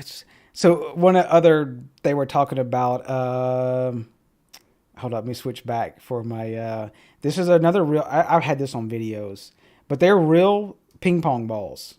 So you can see I purchased. Nice. No, that has to be a troll for sure. That's hilarious. Yeah, if they're great gag gifts and great Christmas gifts. They're pretty cheap, But you do have to watch who you give it to. You know, some people don't appreciate that, but you know the ones in your list of friends that you want to troll with that. So they're on Amazon and they're Prime too. So like $7. So Get it here tomorrow. Sure. that's it. Mine's Friday. Mine's but yeah. So, but so. So yeah, I think we did talk about price a little bit. Yeah, we mentioned that way back. What else? I don't know. Any other questions you got for the man of the hour? Hopefully he will be on another time. Yeah. So, maybe we can chit chat other stuff. So like as we did. So, yeah. I mean, if you find you find him chit chatting in Discord or somewhere on Reddit. I mean, where else you at? I guess your community, other places you hang out and stuff. Yeah, I mean, basically all the major smart home communities like Smart Things Habitat, Home Assistant, I'm in there. Reddit, yeah, social media. I guess I don't monitor Facebook as much as I should, but many of us don't. That's another story. Yeah. So yeah, I mean, the biggest thing is just tag me. I mean, it doesn't bother me at all. I'll answer whenever I can, and you really aren't bothering me, I promise. Unless you're trolling, then of course that gets to me sometimes. Well. Yeah. Point this Reddit guy the other day, but anyway, yeah, just tag me. I'm here. Happy to talk with you. Even if it's not even Inovelli related, I'm happy just to chat home automation. It's fun for me. It's a good break. So there's something you're not doing it right unless you have haters. Yeah, I've learned that for sure. Yes. So yeah, we've got some real funny stories that'll make a book one day for sure. Yeah. So one person asking, is there any way to write custom firmware for Zigbee? That might be one of your other Eric questions. So, are you asking whether or not you specifically could write that firmware, or is there? Or what? I guess it's, and I haven't gotten into this. I know is like someone like actually writing their own firmware to that chip itself on, I guess is your firmware open source or anything? I know I saw something it kind of was or not, or. No, I mean, we want it to be. I think one of the downfalls of being such a small company is we have to outsource a lot of our stuff, and the manufacturer actually has the firmware. I mean, for our contract, we own it, but sometimes it's difficult to get it that hand over the source code at this point. So, but yeah, no, in the future, I definitely want to move more towards an open source type thing, kind of like I'm drawing a blank now, but like there used to be like an Android forum, XD developers or whatever it's called, like something like that, where like you could basically. Yeah, XDA, that's it. Yeah, where like you could create your own custom ROMs, so basically like that, where people would be like creating their own firmware and flashing it onto our devices, and you could share it throughout the community. Yeah, and that's my vision for sure. Just getting there has been a little bit challenging for sure. Yeah, actually, I did that. I Googled for it the other day, and I forgot what I called it, and it was yeah. So I did find it. So you laugh about. Let's start page 1, and I'll share the screen. Is let's see, where was it? So you're talking about XDA. Is I didn't, and I actually wrote. I would take like for some of the Samsung phones, and and so I was actually taking like, I think it was this was like a Note 2 or something. What was this in? But I would actually take and cut out like all the Samsung bloat and junk and cut and then fix stuff and recompile stuff, and so it was all like, so you could do your like custom firmware for, write custom firmware to your phone or whatever, and it made it kind of a vanilla Android phone, because that was kind of before the Nexus and the Pixel and all that stuff, and so I did that with some of the Samsung stuff. That was in 2013. So I appreciate your contributions, because I've had Android for the longest time, and I've always flashed custom ROMs on it. I mean, it's been a while, but back in the day for sure. Yeah, that was the fun times, and that was, And then of course, then I was like, well, and then they had Nexus and Pixel, and I was like, well, it's they've already done it for us, you know. So it's like I haven't dug into doing the custom ROM stuff in a few years myself either. So yeah. So yeah, we did talk about the price of that way back on the stuff. I guess Still hitting on price, huh? you know, you're always gonna hear that. Still hitting on it. That's fine. I get it. I'll give my as a consumer part of it. I think the higher, it's well worth it because it's a U.S. company. And correct me if I mean, this is my opinion. U.S. company, you guys speak English. You probably answer messages during the day, emails during the day. You're on Reddit. You're on hell. You're in Discord, on my Discord. I don't know if you're in the Home Assistant Discord. There you just talk to your users. The stuff's made. I guess I would say y'all probably manufacture it probably in China or somewhere, right? Yeah. Mm-hmm, mm-hmm. Like kind of everybody else. But your development's here. You're open to the community and all the features. The one we played on was you even have OTA firmware updates that you'll update the firmware on your stuff. There's very flexible, tons of freaking features. You broke the mold on the Zigbee to MQTT website with all the damn features in it. So I understand the price. You got all those RGB LEDs in it. You said you had 2 relays. They're no neutral. You just like, it's like everything. It is the packed into one, which that raises the price of things. So, yeah. So yeah, I mean, it makes me a little nauseous sometimes to see switches being sold for $15-$20. I mean, that's not even our landed cost, which is like, I don't know how they get away with it. So yeah, I mean, kind of what I was talking about last night was like we know that we'll never be able to compete on price because we aren't located in China. Can just ship stuff over and pay an American company to sell it. I mean, we have all these built-in costs, and so we don't want to. We just can't compete on pricing. And so how do we offset that? Is by adding all those extra features, by trying to position ourselves as more of a premium brand that'll take care of you and that listen to you and incorporate a lot of your features that you want. And so, yeah, we just kind of position ourselves a little bit higher, and unfortunately, I mean, I get it. I'm not upset with people that like, Walmart is a huge company for a reason, and they've got lots of low prices. It's very successful, but so is Apple. I mean, they're high priced. So I mean, it's just all preference, honestly. So it's not a big deal if someone doesn't like it or if someone likes it. Either way. And the way I see it from this side of things, and you don't even have to comment on it, is it's like, I see stuff shared on Reddit and Facebook and everything, and they're like buying the hell out of these switches, and they're like, oh, they sold out already. You know, everybody bought them. People are buying them. So I don't know. Yeah, they are kind of pricey. I bought one. Would I buy 20 of them? Probably not. You know, I just don't have the clout. You know, I know I do YouTube, but you have to have like millions of subscribers to have the YouTube flex money. But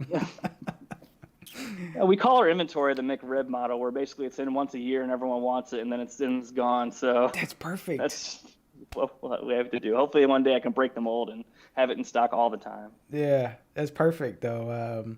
Because that's how it is. It's like I had to there was a thread on Reddit where someone was sharing a picture of like, this is what the McRib looks like frozen. And there was so many people like, oh my God, McRib's back? You know, and I was like, there's this nasty looking piece of meat. And people are like, I want a McRib now, you know? And it's like, yeah, I thought that was funny. Yeah. So I'm like, McDonald's probably did that on Reddit, but in some weird way. They'll get you. All right. Well, hey, I appreciate you coming on every time I say this, I'm like, oh, just going to do an hour live stream or whatever. But we've done like an hour and 58 minutes of freaking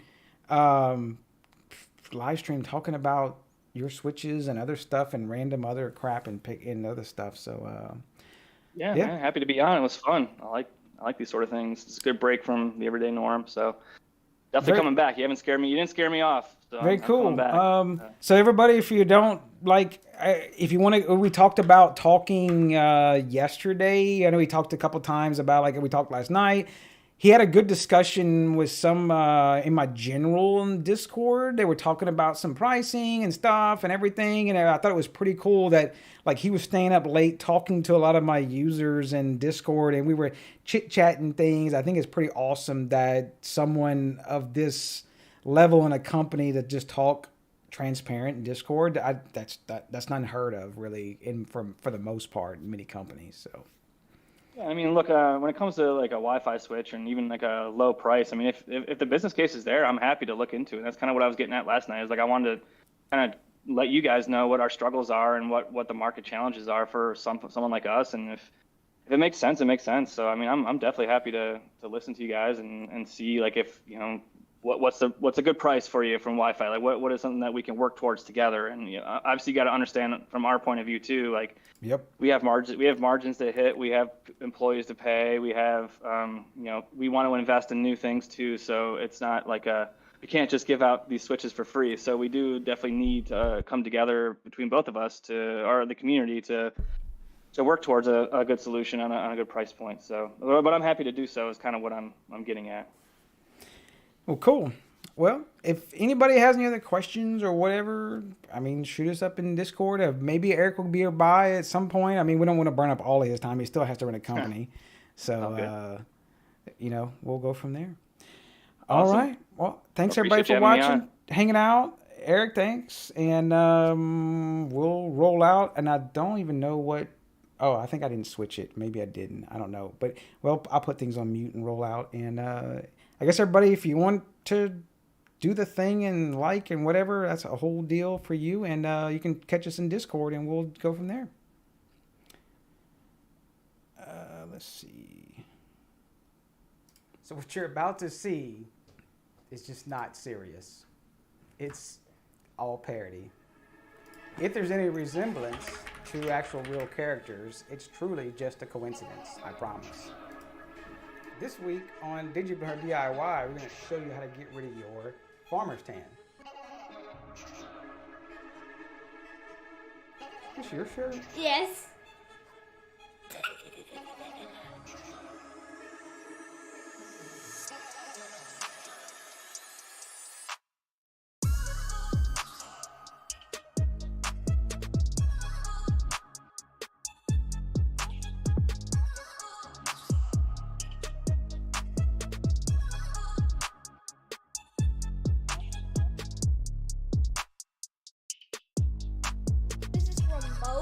We use this remote to transport the.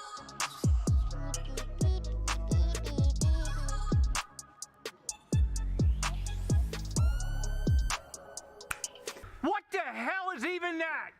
I'm just doing me, everything is on me, oh you matter what? We have a reputation to uphold. Matter what? Told you I'ma do me, why you hating on me? It's not adding up. I do roll like a Mack truck, country heart, I'm a cop a farm and go act up. Lot of scars, I was cold-hearted, now I'm backed up. Keep it real, I do this once a month, I don't rap much. I just take the money and go stack up. Only buying car till you tatted up. All that other bull, it don't matter much. You only climb me, I put the ladders up. No fault, I done doubled up on the workload. They're going to get so butthurt over this video. And they're just going to be like, oh my God, I just want to put like all the bad comments in this video. And they're going to be like, y'all shouldn't have done this and it's horrible. And they're going to be reporting the video even though we didn't show anything. And you have fun, right? Yeah. And please don't call the cops. To call the cops for what? We didn't do anything. Like this bad video. Told you I'ma